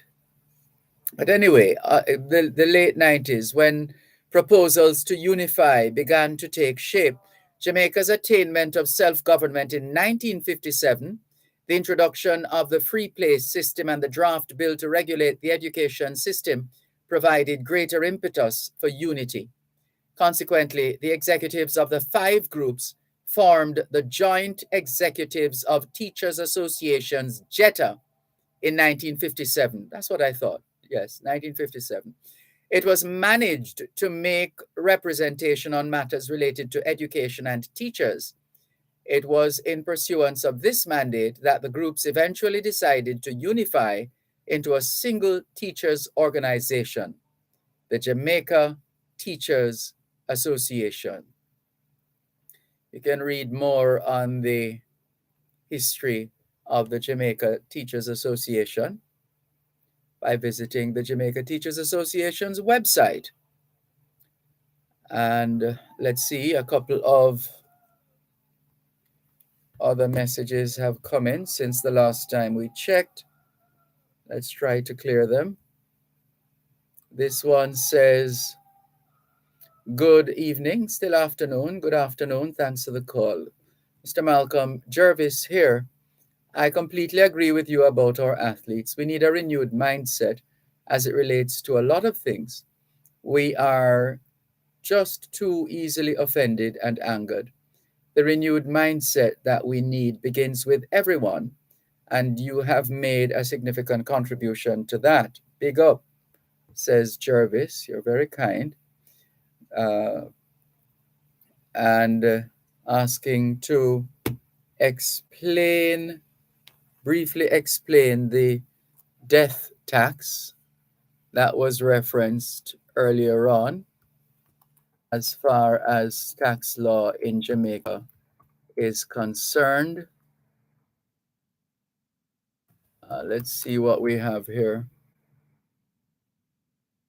Right, so what has happened is that the story was published on the 26th of February 2023 that the Jamaican government had increased the exemption threshold to let's back up a bit. So the question was, this was published in the Business Observer on the 26th of February. And the question is, why do we have to pay transfer tax on the assets we inherit, such as land, houses, shares, or motor vehicles, depending on circumstances? The answer, because of the Transfer Tax Act, which mandates that estate taxes are to be paid on the market value as of the date of death of assets that were owned by a deceased individual. Transfer tax is currently calculated at 1.5% of this market value. Also, once the total value of the deceased's estate is calculated, the tax should be paid as quickly as possible. Otherwise, the tax payable will attract interest at the rate of 6% per annum. Now, the Jamaican government has increased the exemption threshold to $10 million. This means that if the deceased's taxable assets at the date of death are valued at this amount or less, their estate will be exempted from this tax. However, this is not an automatic exemption in that you, as the heir or beneficiary, will still be required to submit an application to Tax Administration Jamaica and provide all the necessary documents for a determination to be made. And with respect to spouses, Let's assume that a deceased individual held a house with their surviving spouse as the joint tenant, and that is their matrimonial home. The surviving spouse can submit the necessary application to the tax authorities, and after they have examined it, it can be excluded from the assets for which the spouse must pay the transfer tax, even if the deceased held this property in his or her name alone, but it is the matrimonial home and can be proven to be so. The surviving spouse should obtain an exemption. So you can just so you're able to read in your own time and at your own pace, you can Google Death and Taxes, Jamaica Observer. That's February 26th, 2023. And you can read on your own and in your own time. Hope that helps. Who was that? That was Jervis. Hope we have helped you somewhat in your response in response to your question. Velta Wilson, good afternoon to you. Thank you very much for joining us. Mikey Jarrett says, Monday afternoon, blessings and blessed love, my brother Dervan Malcolm from Brooklyn, New York. Always good to hear from you, Mikey Jarrett in Brooklyn, New York. Thank you very much. Karen Rowe says, good afternoon, Mr. Malcolm and listeners. Just joining in. Welcome, Karen Rowe. Dwight Spence is also watching on YouTube. Good to have you on board. Keep those messages coming in here on your program, Both Sides of the Story, Power 106 FM. Still streaming live on the Gleaners website, go-jamaica.com, live on your smart devices all over the world. And taking your calls on 876-922-4112-5. Whatever is on your mind, please feel free to share. 876-922-4112-5. Text line, same as the WhatsApp number, which means you can not only send your text messages, your WhatsApp messages, your voice notes, but you can call us on WhatsApp as well. That number is 876-365-3346. 876-365-3346. And so let's share with you another nugget of history as we move right along. 1963, applicants for the manufacture or assembly of television receivers in Jamaica would receive the usual incentives under the laws if they qualify. No protection by tariffs or quantitative restrictions will be offered. Minister of Trade and Industry Robert Lightburn issued this and other information regarding the sale, assemblage, and rental of television receivers. 5 points were mentioned in the minister's release. And another one here. Let's go down the line. The Drumblair Citizens Association complained to the superintendent of police in charge of the Constant Spring Police Station about the excessive volume of the music played by sound systems in the nearby Grantspen and Barbican areas, especially on Friday and Saturday nights and on public holidays. The letter reminds the superintendent that when Prime Minister and Lady Bustamante moved into Jamaica House, they complained about this noise, and for a while the operators respected the night noise law. Now that the Bustamantes were no longer living in the Prime Minister's official residence, the sound systems were once again in full cry, and sleep was now impossible. And the residents were therefore asking that steps be taken to put a stop to this most inconsiderate practice. That was 1968, right here in Jamaica, 1968. And also in 1968, Martin Luther King Jr. delivered his mountaintop speech just 24 hours before he was assassinated. The Right Reverend Percival W. Gibson, CBE, DD, retired Anglican Bishop of Jamaica, died at the Nuttall Memorial Hospital in Kingston on this day in 1970 at the age of 77 after a short illness.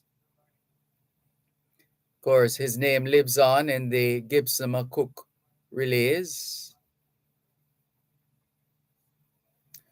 1974, at a meeting with National Security Minister Ellie Matalon, the Jamaica Broadcasting Corporation, Film Distributors, and the Cinematograph Authority agreed to self-censor movies with gun violence.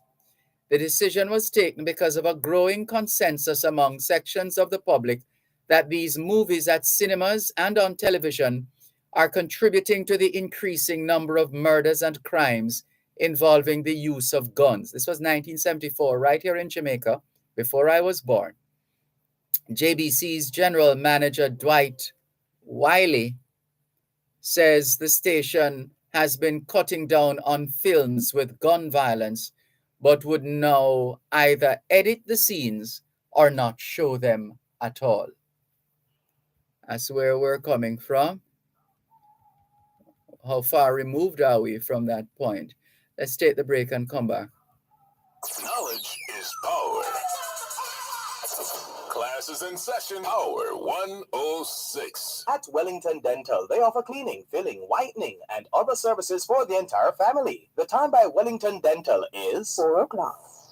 It's the first event of the 2023 circuit racing calendar, the JRDC Carnival of Speed at the Dover Raceway, Easter Monday, April 10th. Come see top racing car and motorcycle drivers vying for supremacy and much more. Gates open at 7 a.m. Action starts at 9 a.m. General admission, $3,000. Children under 12, $1,000. Paddock, $6,000. VIP, $15,000. Non-stop thrills and excitement at the JRDC Carnival of Speed, Easter Monday, April 10th at the Dover Raceway. Sunshine Spots, rip into it, rip into it, rip into it. I just want you, rip into it, rip into it, rip into it. Rip it out, ripple sour cream, ripples barbecue, ripples slightly salted just for you. Rip a pot for your friends, not one, rip a few. Ripples for your family, ripples for your crew, just rip into it, rip into it, rip into it. I just want you, Sunshine Snaps, ripple, rip into it, rip it, 100% real potato goodness. That's my street. So shall I feel? He's a shield upon my right and my left hand. So whom shall I be afraid? Jah is my king. Que ahora es en español, son las 4:02. Quelle heure est-il en français? Les 4:02. Hiện tại, TDN le 4:02. 2 minutes past 4 o'clock in the afternoon here at Broadcast House, 32 Lyndhurst Road, Kingston 5, St. Andrew, Jamaica. Have you had a checkup lately? If not, now is a good time. Let's not wait till we get sick to get a checkup. How about that? Checking in with more on your program, both sides of the story, Power 106 FM. Taking your calls on 876-922-4112-5. 876-922-4112-5. Let's look at some budget issues now. 2003. On this day in 2003, the estimates of expenditure tabled in Parliament revealed that almost 2 out of every 3 cents the government proposed to spend for the fiscal year would go to pay debt. The Minister of Finance and Planning, Dr. Omar Davies, presented a $261.4 billion budget to be debated in Parliament. Of this, $169.5 billion would go to pay debt. Recurrent expenditure for items such as interest payments and salaries for the 2003-2004 financial year, starting April 1st, amounted to $162.2 billion. Proposed capital spending amounted to $99.2 billion. Also, on this day in 2007, opposition Member of Parliament Mike Henry demanded a pay increase. Mr. Henry raised the matter in the meeting of the Standing Finance Committee of Parliament. According to Mr. Henry, personally speaking, parliamentarians need far more than they're being paid, making reference to his having spent $300,000 on the weekend burying people.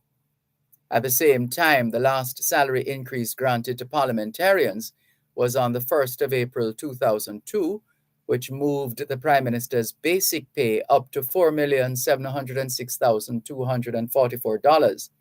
The Leader of the Opposition's basic salary went up to $3,089,311. The salary of members of Parliament, not in the executive branch of government, moved up to $2,206,651. Parliamentarians' salaries were subsequently frozen, like those of all public sector employees, under the first Public Sector Memorandum of Understanding, up to 2 years.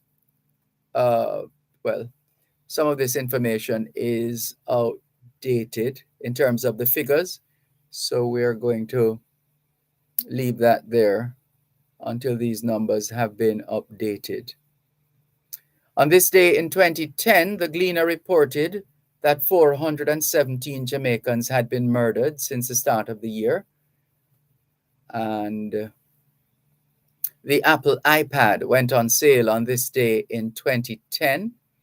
In 2014, debt and public sector wages were to account for nearly 70% of the $539.3 billion budget, which was tabled on this day in 2014 in the House of Representatives by Finance Minister Dr. Peter Phillips.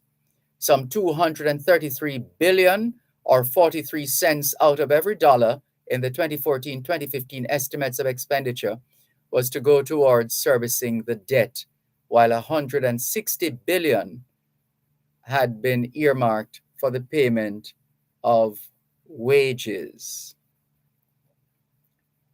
On this day in 2016, the West Indies men's and women's cricket teams won their respective 2020 Cricket World Cup titles. We remember that happily. And let's leave that there for now and read some more of your messages. 876-922-4112-5 are the numbers to call. 876-922-4112-5. Text line, same as the WhatsApp number, which means you can not only send us your text messages, your WhatsApp messages, your voice notes, but you can call us on WhatsApp as well. 876-365-3346. This person says, "Good afternoon, Mr. Malcolm. Please to send belated birthday greetings to my niece, Keon Forbes Brown. Enough love." Well, we hope she heard that. Nardia, all the best. Thank you very much for your message. And let's hop across now to YouTube. We see your praying hands, Karen. Thank you very much for your message. And a quick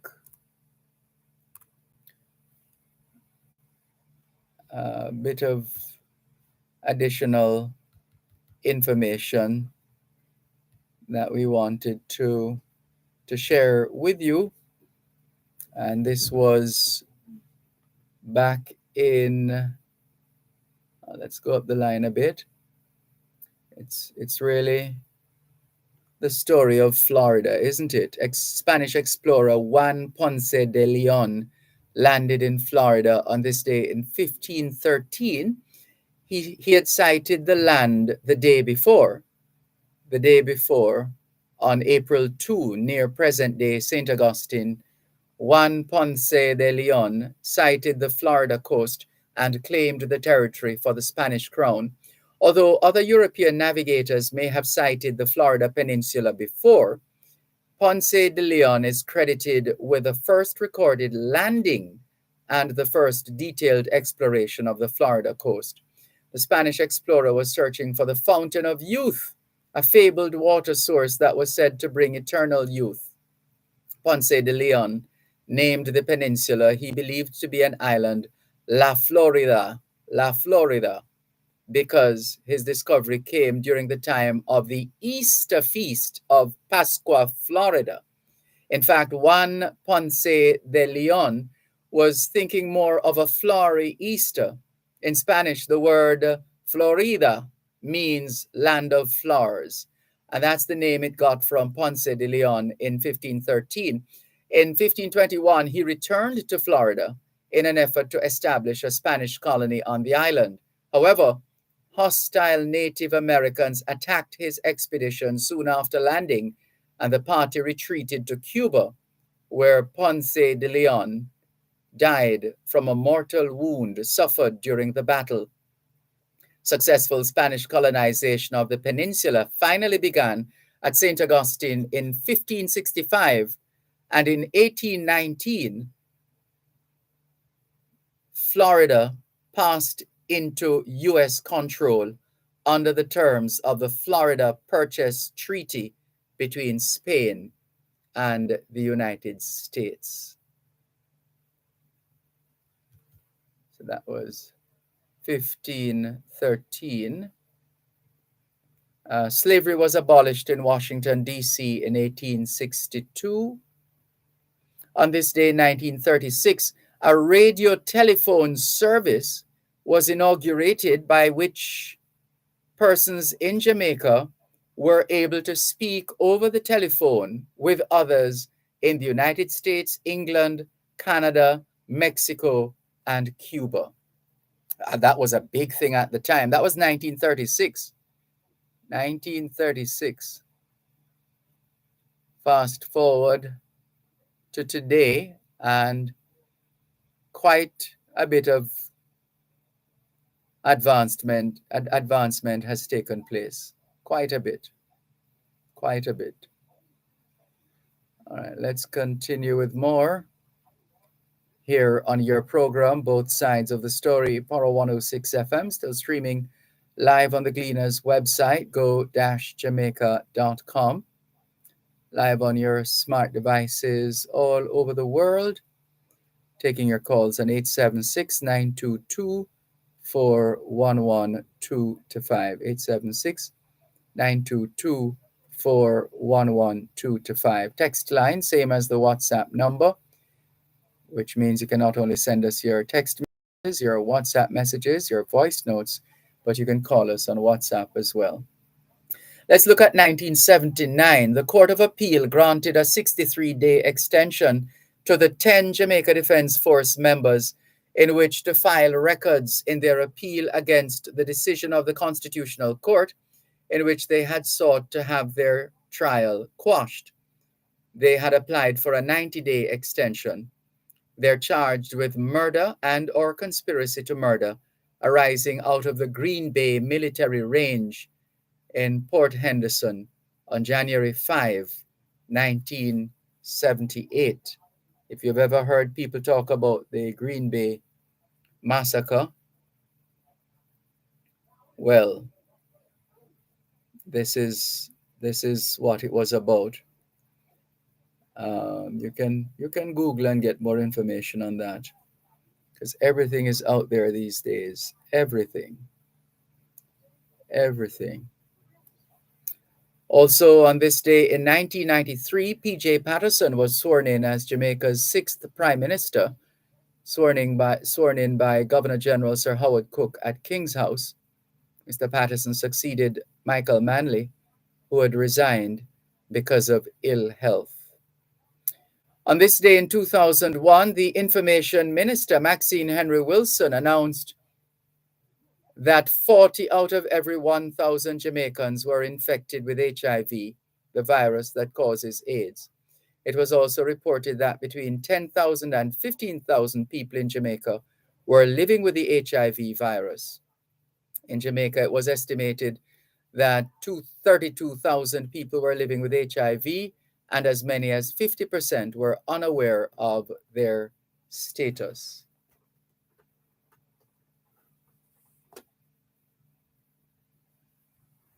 And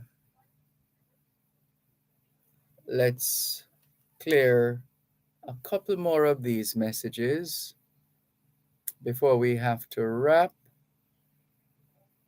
the segment. We're coming up on a break, and all right, we're going to take that break in just a moment and come back with more right here on your program, Both Sides of the Story.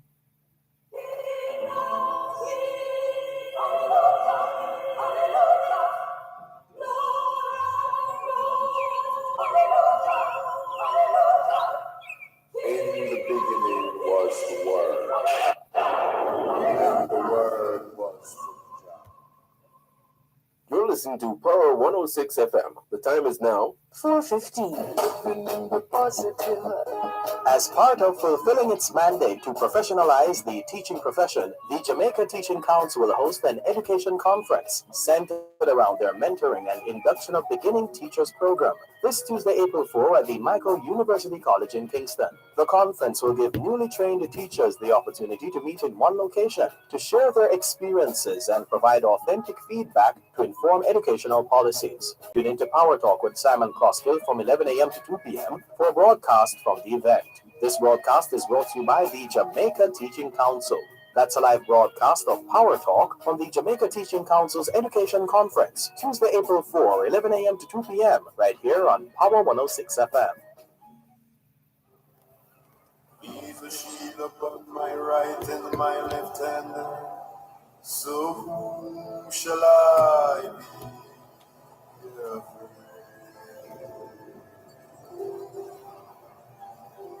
Jah is my king.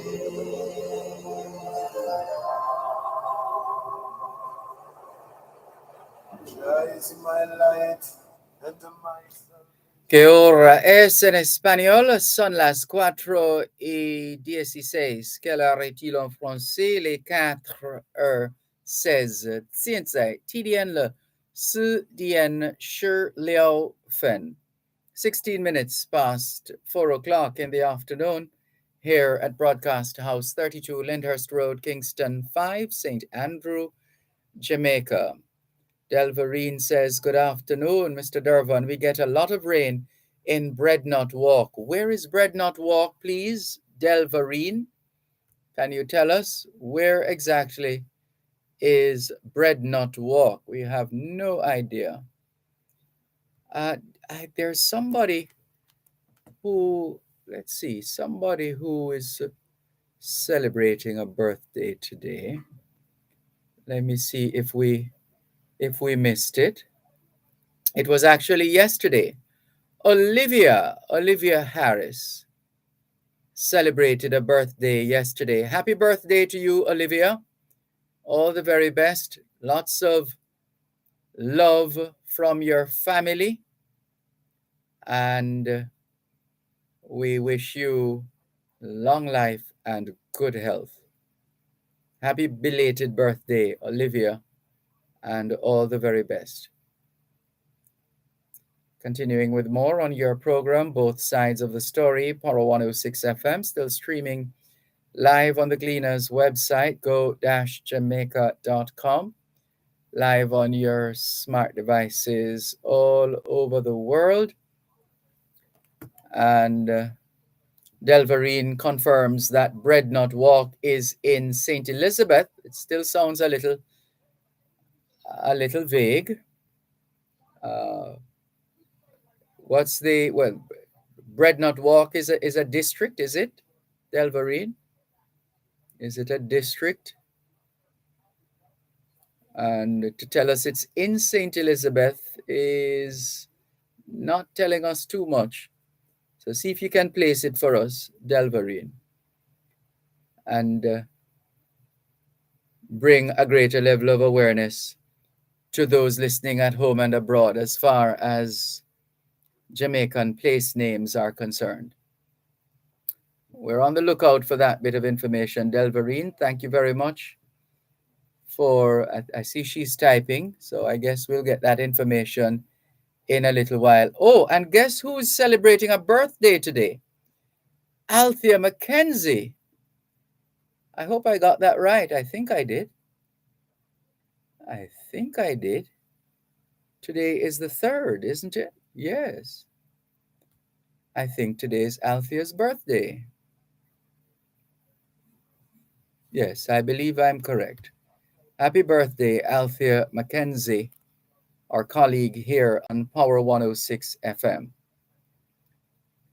And Delvarine says, yes, Bread Nut Walk is on the way to Ginger Hill, I think is what she's saying. On the way to Ginger Hill. Still doesn't help, does it? Where is Ginger Hill?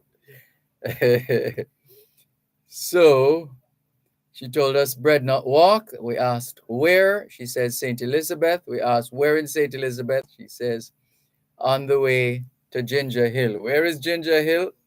Anyway, thank you very much for your message, Delvarine. Bread from Bread Not Walk. Thank you. All right, let's see what we have here now as we move along. Good afternoon to Natalie Winter. She says, hey, Dervan, great afternoon all. Cherry Henry says, good afternoon, Mr. Dervan and listeners. Blessings to all on this new month. Blessings to you too, Cherry Henry. Inez Ayona Campbell says, good afternoon, Mr. Dervan and viewers back home in Bridgeport, Connecticut. Always a pleasure to go home to my beautiful country called Jamaica. That's good to know, Inez Ayona Campbell. Natalie Winter says, big up to all celebrating anniversaries, birthdays, and special occasions. Best wishes to you and your family and friends. Keep up the great work. Remember to keep safe. Remember the great grandmothers, fathers, and our amazing animals. Take care of them, and they will take care of you. Love you, Dervan. Lots of hugs and kisses, says Natalie Winter in Washington Gardens. Good to hear from you, Natalie Winter. All the very best. Take care. And let's see, Cuban in Georgia says, happy and special birthday, Miss Mac. And that's for Althea Mackenzie. And Sean has been trying desperately to reach us. Let's hear what he has to say. Good afternoon, Sean. Go ahead, please. Good afternoon. Yes, good afternoon, Uncle Dervan Malcolm. How are you doing, sir? I am fine, thanks. And you? I'm great so far. I feel so happy to talk to you guys. I'm calling to say hi to you guys. How is your day going so far, Uncle Dervan? How are you doing? Fine, thanks. Yes, and my day is going great. I'm here taking it easy. I was here reading a book today and I was watching a few animated series.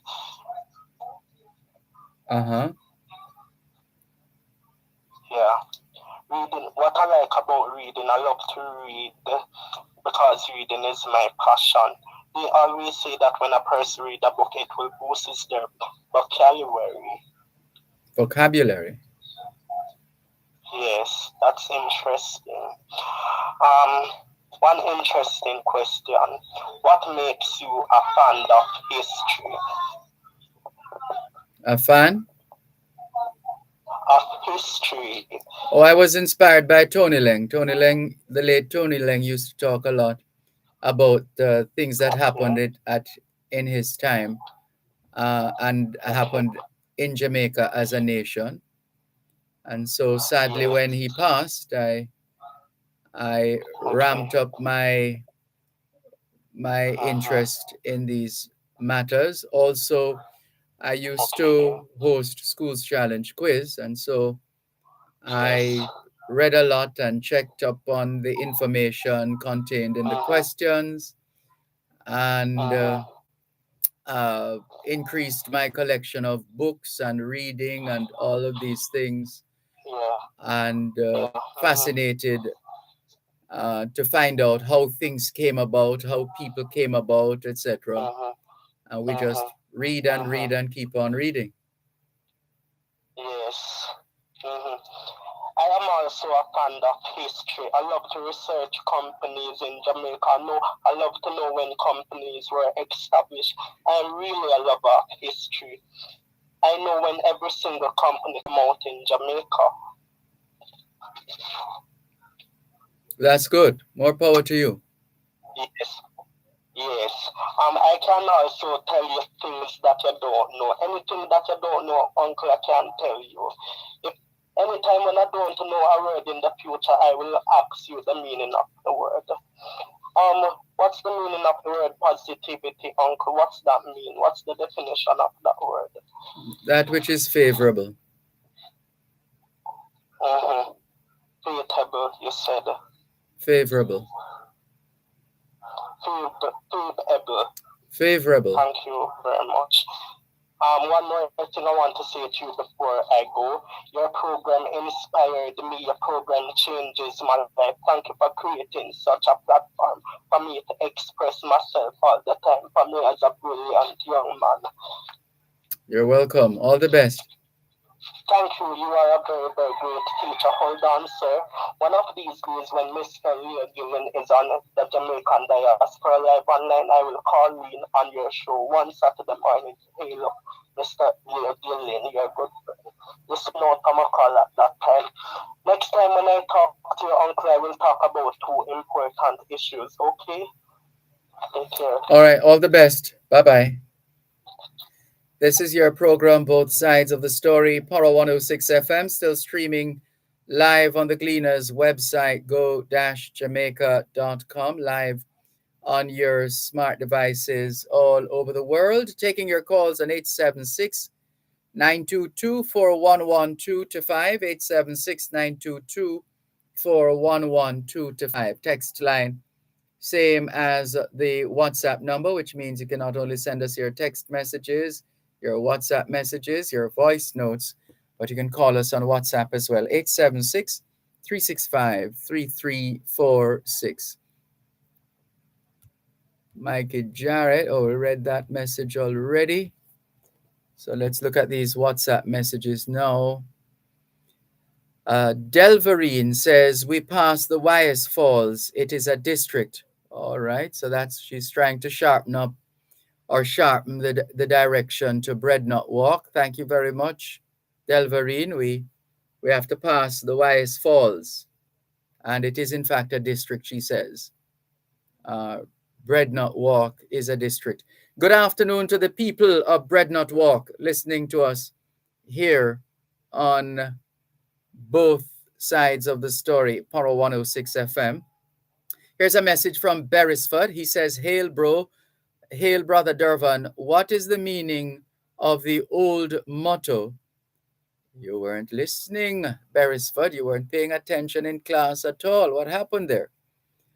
Let's see now. You're going to send us back into the archives to try and pull that bit of information which we shared earlier on. Let's see. So let's go back to, what year was it? 1962 it was.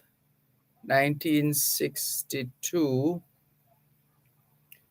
So the information was, out of many, one people was the national motto chosen for independent Jamaica.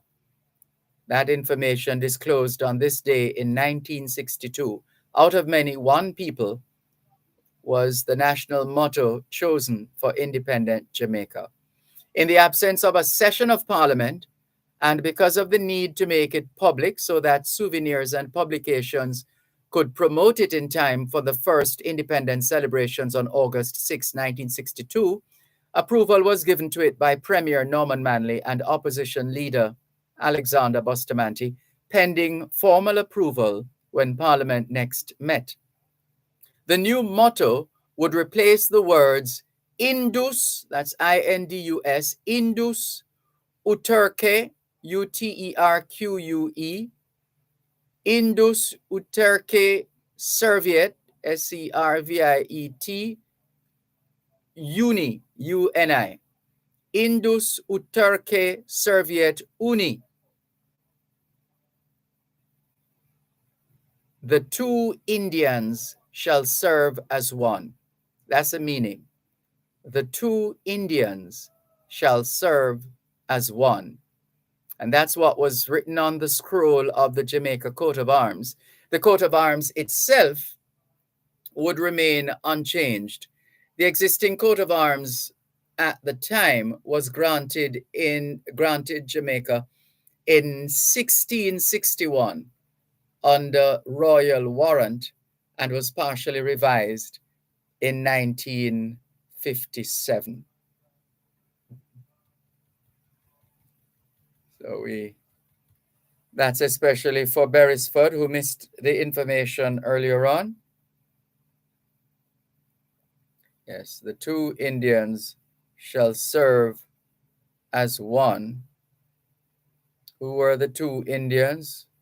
Who were they serving and in what roles? Well, you perhaps would have to dig deep to find the documentation surrounding those details with respect to the Indians. Talking about the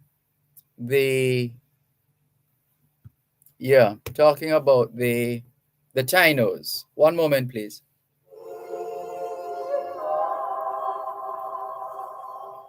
You're listening to Power 106 FM. The time is now 4:30. Tune in to Farm Talk every second and third Tuesday of each month at 6:18 a.m. for the feature Hypro Food Independence. Hypro Food Independence will focus on solutions for farmers, such as land, animal husbandry, agronomy, and more. That's Hypro Food Independence every second and third Tuesday from 6:18 to 6:30 a.m. during Farm Talk, only on Power 106 FM. Hypro Food Independence is sponsored by Hypro.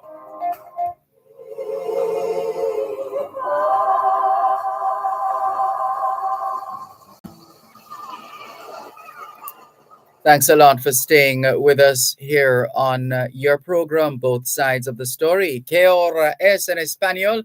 Son las 5:29. ¿Quelle heure est-il en français? Les 5:29.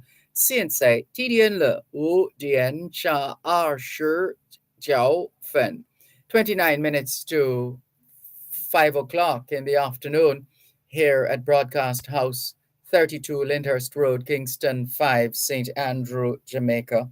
Have you done your homework yet? If not, now is a good time. Let's not wait till first of all, if you haven't done the homework yet, now is a good time. Now is a good time. And as we always say, young people, we trust you had a productive day of learning at school today. Hope you also managed to get in some physical activity, just as important as mental activity. As we always say, young people, socialization makes you educable, education makes you trainable, training makes you employable, and the right attitude makes you successful. Homework time, young people. And some more messages. Del Mignot says, where does it start? Good evening, still afternoon. Now we know why so many house and land is still in dead people's name. Too much taxes to pay when the beneficiary is unable to, so as to do a transfer. The death tax and transfer tax is unreasonable, in my opinion, she says. Thank you very much for your message. All the best. Take care. And let's go to David Crosburn on our text line, same as the WhatsApp number, 876-365-3346. Good afternoon, Mr. Crosburn. Thanks for joining us. Good afternoon, Mr. Malcolm. All the best to you and your listeners. May you have a peaceful Easter. Thank you. Same to you and yours. Yes. Yeah, as we were on the coat of arms, it's a very important marker in our history that not much is known about, So I'll just share briefly. It was sent to Jamaica at the end of the six-year war to signalize to the country that the king had restored. Remember, the Cromwell was in charge of England. The monarchy was off. England had rejected the monarchy. So when King Charles II resumed the monarchy, they sent the coat of arms to Jamaica on a ship named the Calvertine to Port Royal to indicate that the Fort Charles in Port Royal was completed and that the monarchy had resumed in England. Well, thank you very much for sharing. Yes. And on the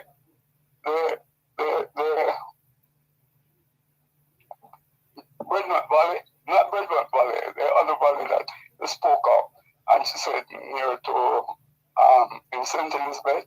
Mm-hmm. The sportsman Fennel, his people are from in that general area. Just going, that road can take you right up to Seaford Town in Westmoreland. Now we know. Pass by the west, yeah. And there is a Breadnut Valley now in Clarina.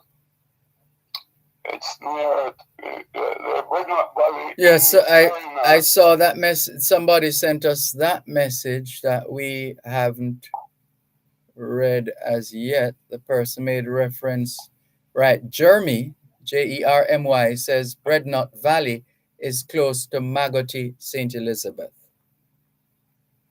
Okay. And there's one in Clarina. But the one in Clarina is very interesting because before as you may know, Dervan, the parish council grew out of the vestry. The Anglican Church's vestry was the organization that served as the parish council before. It predates the parish council. So the vestry for Clarendon was transferred from the Anglican Church in there to Breadnut Valley, and then from there, from Breadnut Valley up to Chapelton. Yeah. Thank you. One final thing before I go. Mm-hmm. I wanted to, when I listened to the interview with the church, the church that you interviewed that were having their anniversary. Yes. The Latter-day Saints.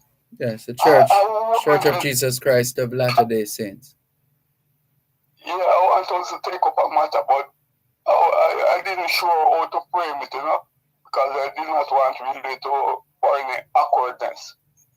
But at their headquarters in New York, they have all the information on every Jamaican, every Jamaican from in the 1600. They have everybody's information there. Their mother, father, grandfather, great-grandfather, and for all the parishes. They have it parish by parish. They were started with 6 parishes, then to 22, and came back down to 14. So there's a in St. Catherine near Bagua. It's named the St. Thomas Evil Parish. Most of my family data, the original family data is in that church.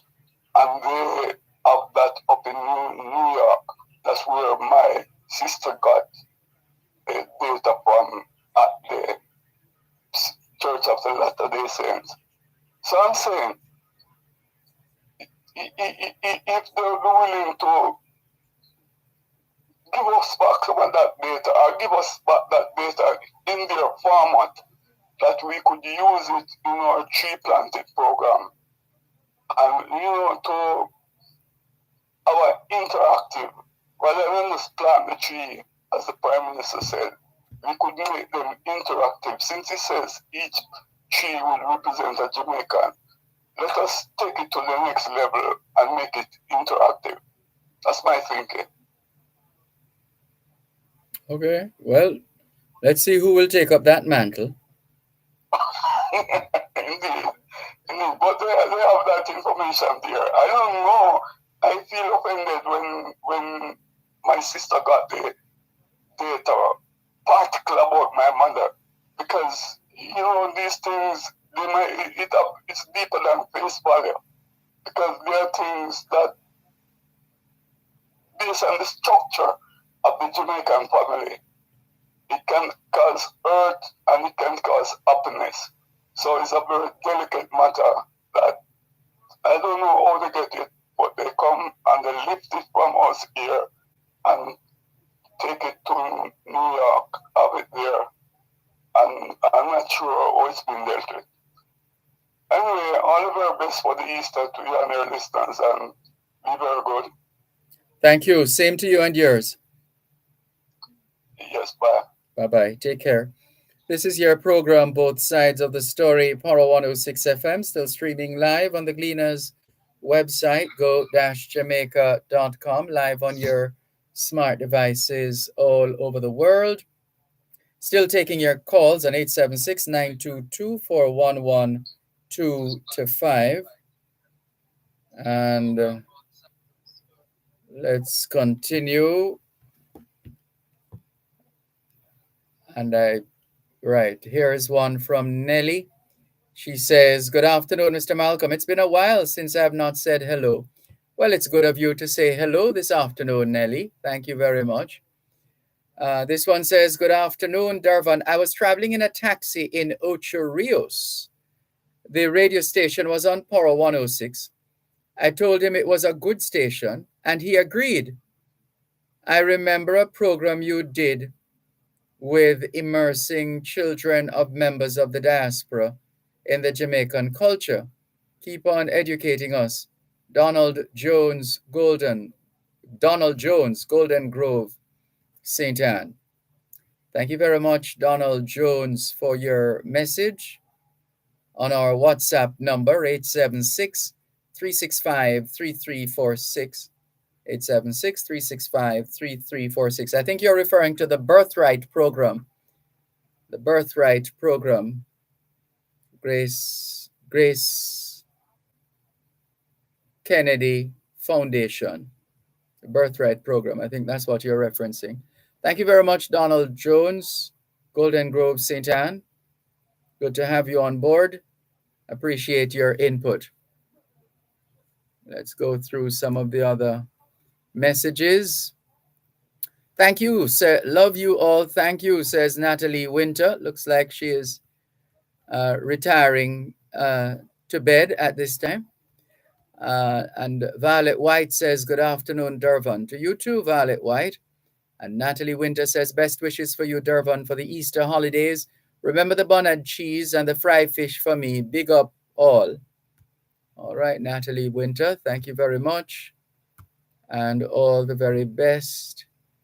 Let's come around this side here now and see what's happening on YouTube. Junior Gray says, "Good afternoon, Sir Malcolm. You have a blessed day." Same to you, Junior Gray. Karen Rose says, "That's why I enjoy listening to your program. Very informative and educational. Never heard of those places before in Jamaica." Well, now you know, Karen Rose. Luther Graham says, good afternoon, Sir Dervan. The easiest way to Ginger Hill from Manchester is the first right turn after leaving Holland Bamboo, past Wyes Falls, and up the hill. The picture is clearer now, Luther Graham. Thank you very much. We can see clearly now. Bernadette Ogilvy says, Ms. Nugent Ogilvy says, good afternoon, Mr. Malcolm and fellow listeners. Thanks for the information that you have researched. I'm sure that many of us benefit. We hope so, and we're grateful for your listenership and support. And Nelly says, Mr. Malcolm, how do you know my name? Because when you message us and we need to save the contact information, when we get to the point of saving, invariably your name is already there. Your what's on WhatsApp, whatever name you use on WhatsApp is already there. This one said, but you could always send us a message that you prefer to remain incognito. You don't want us to call your name on the radio. That's a different matter. Neville, otherwise known as Salah, says, Ginger Hill is near Pisgah and Springfield in St. Elizabeth. If you turned at Wyes, Breadnut Valley is close by. You can travel straight to Berkshire. Salah from Kingston. We thought you were a Kingstonian, Salah. You're from the country. Or are you? More in a moment.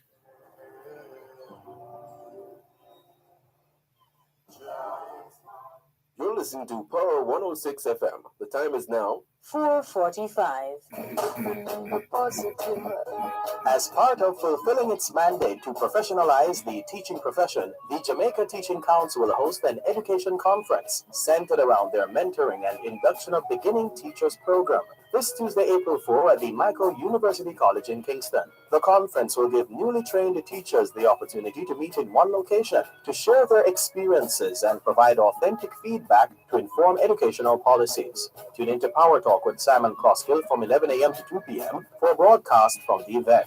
This broadcast is brought to you by the Jamaica Teaching Council. That's a live broadcast of Power Talk from the Jamaica Teaching Council's Education Conference, Tuesday, April 4, 11 a.m. to 2 p.m., right here on Power 106 FM.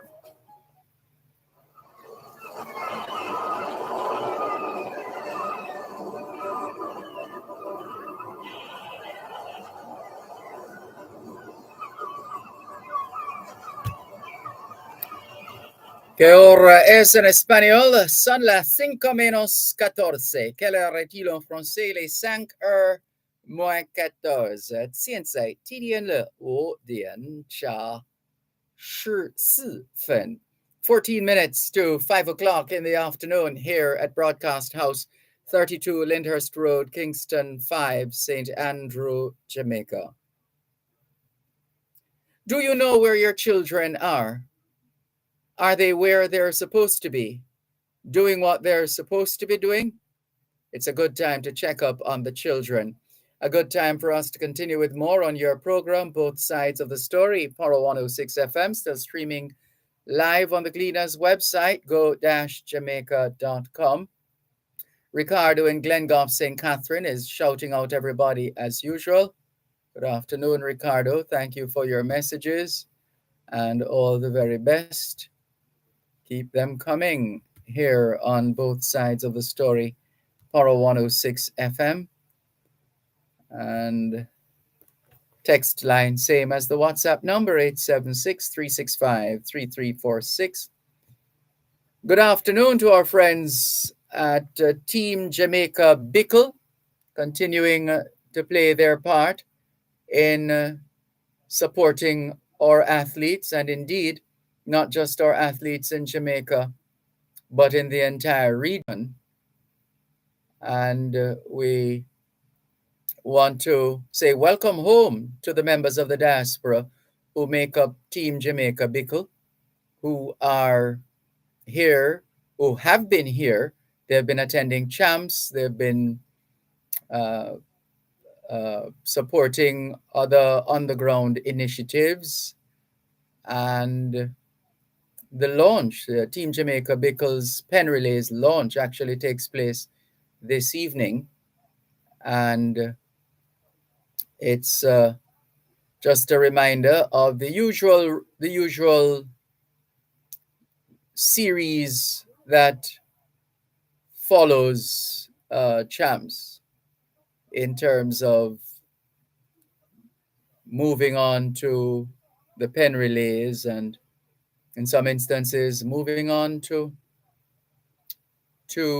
greater things in more ways than one, because by then champs, the performance or performances at champs would have gotten the attention of not just those at home, but also those abroad. So hello to Erwin G. Clare Sr., OD, and his team on the work they continue to do, providing life-saving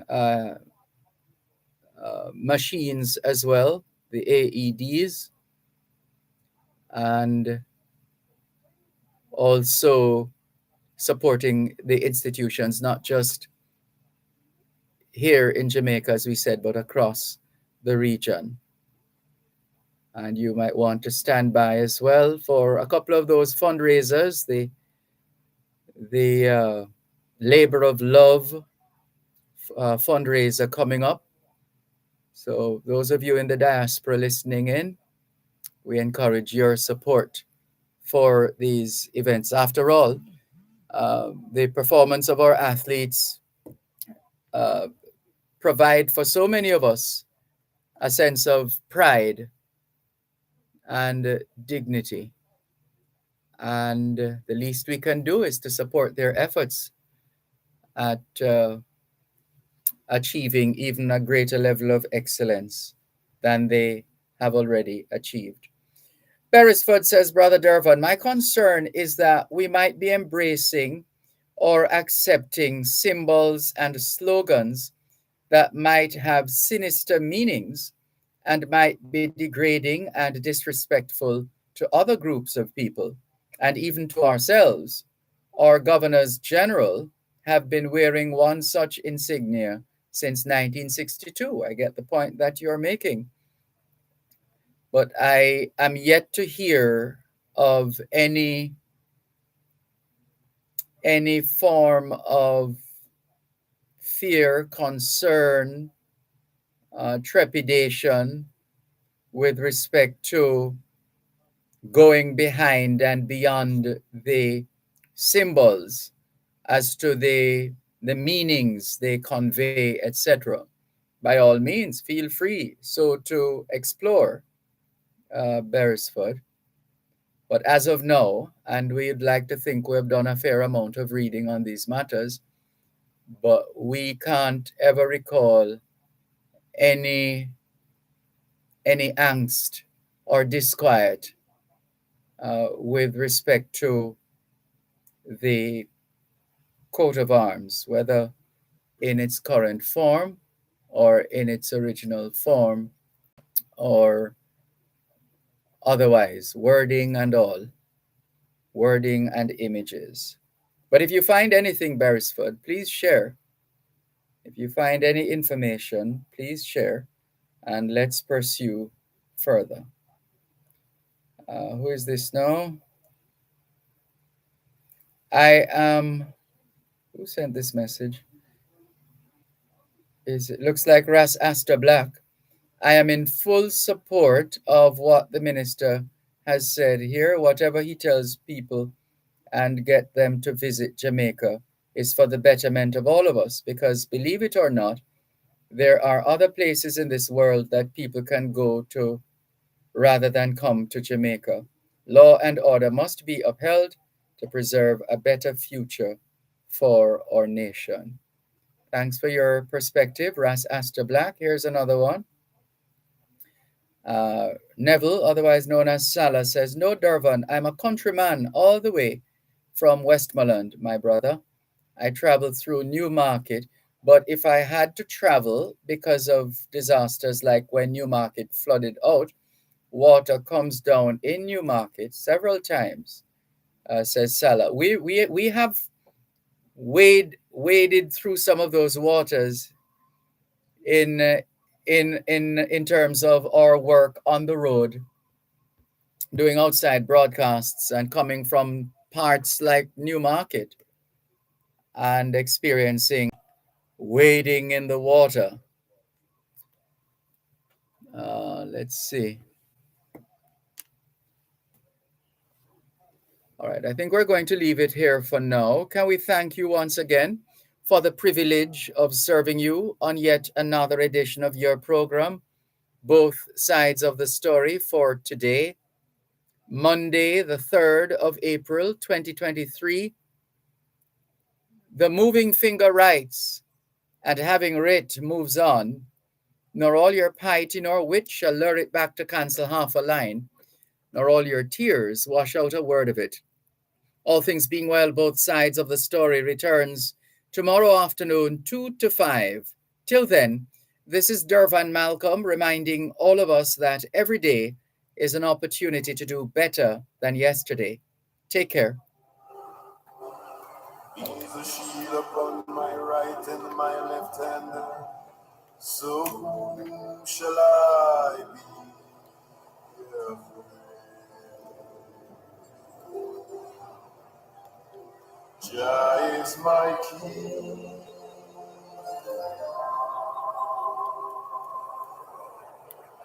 Jah is my light and my salvation. So whom shall I fear? He's my guide throughout this creation. So whom shall I fear?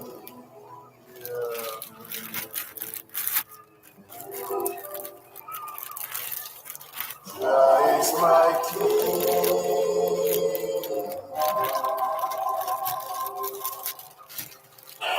Jah is my guide in my resting and my rising. So whom shall I fear?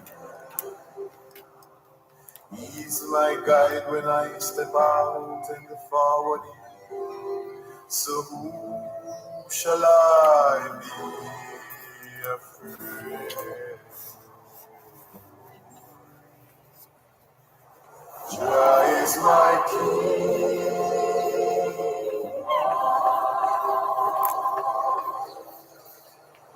Jah is my guide when fatigues come down upon me. So whom shall I fear? He's my guide when my enemies come to follow.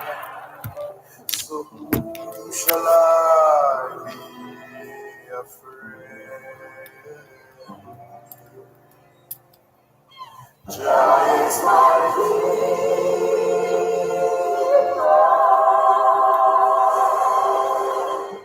Jah is my guide from the pestilence of darkness. So whom shall I fear? He is my guide from the vampire. So whom shall I afraid?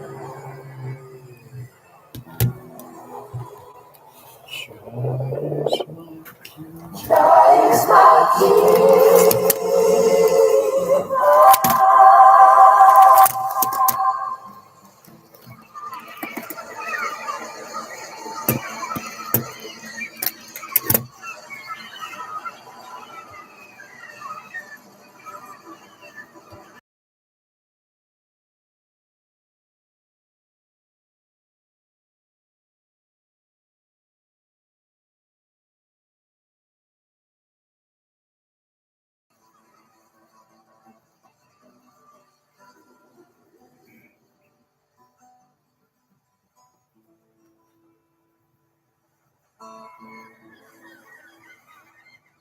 Jah is my king.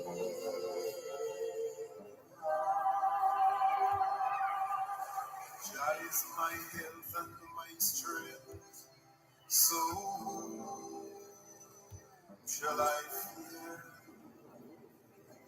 He is a shield upon my right and my left hand.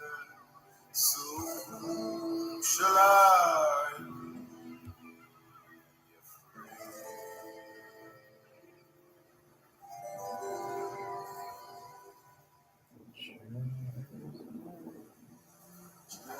be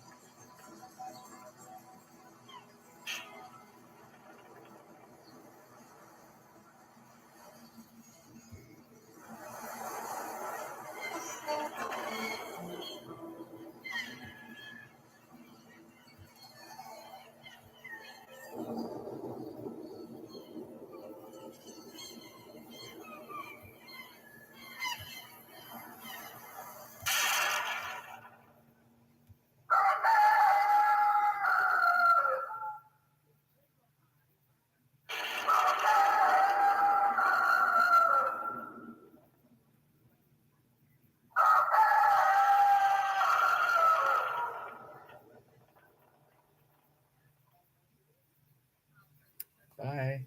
You're listening to Power 106 FM. The time is now 5 o'clock.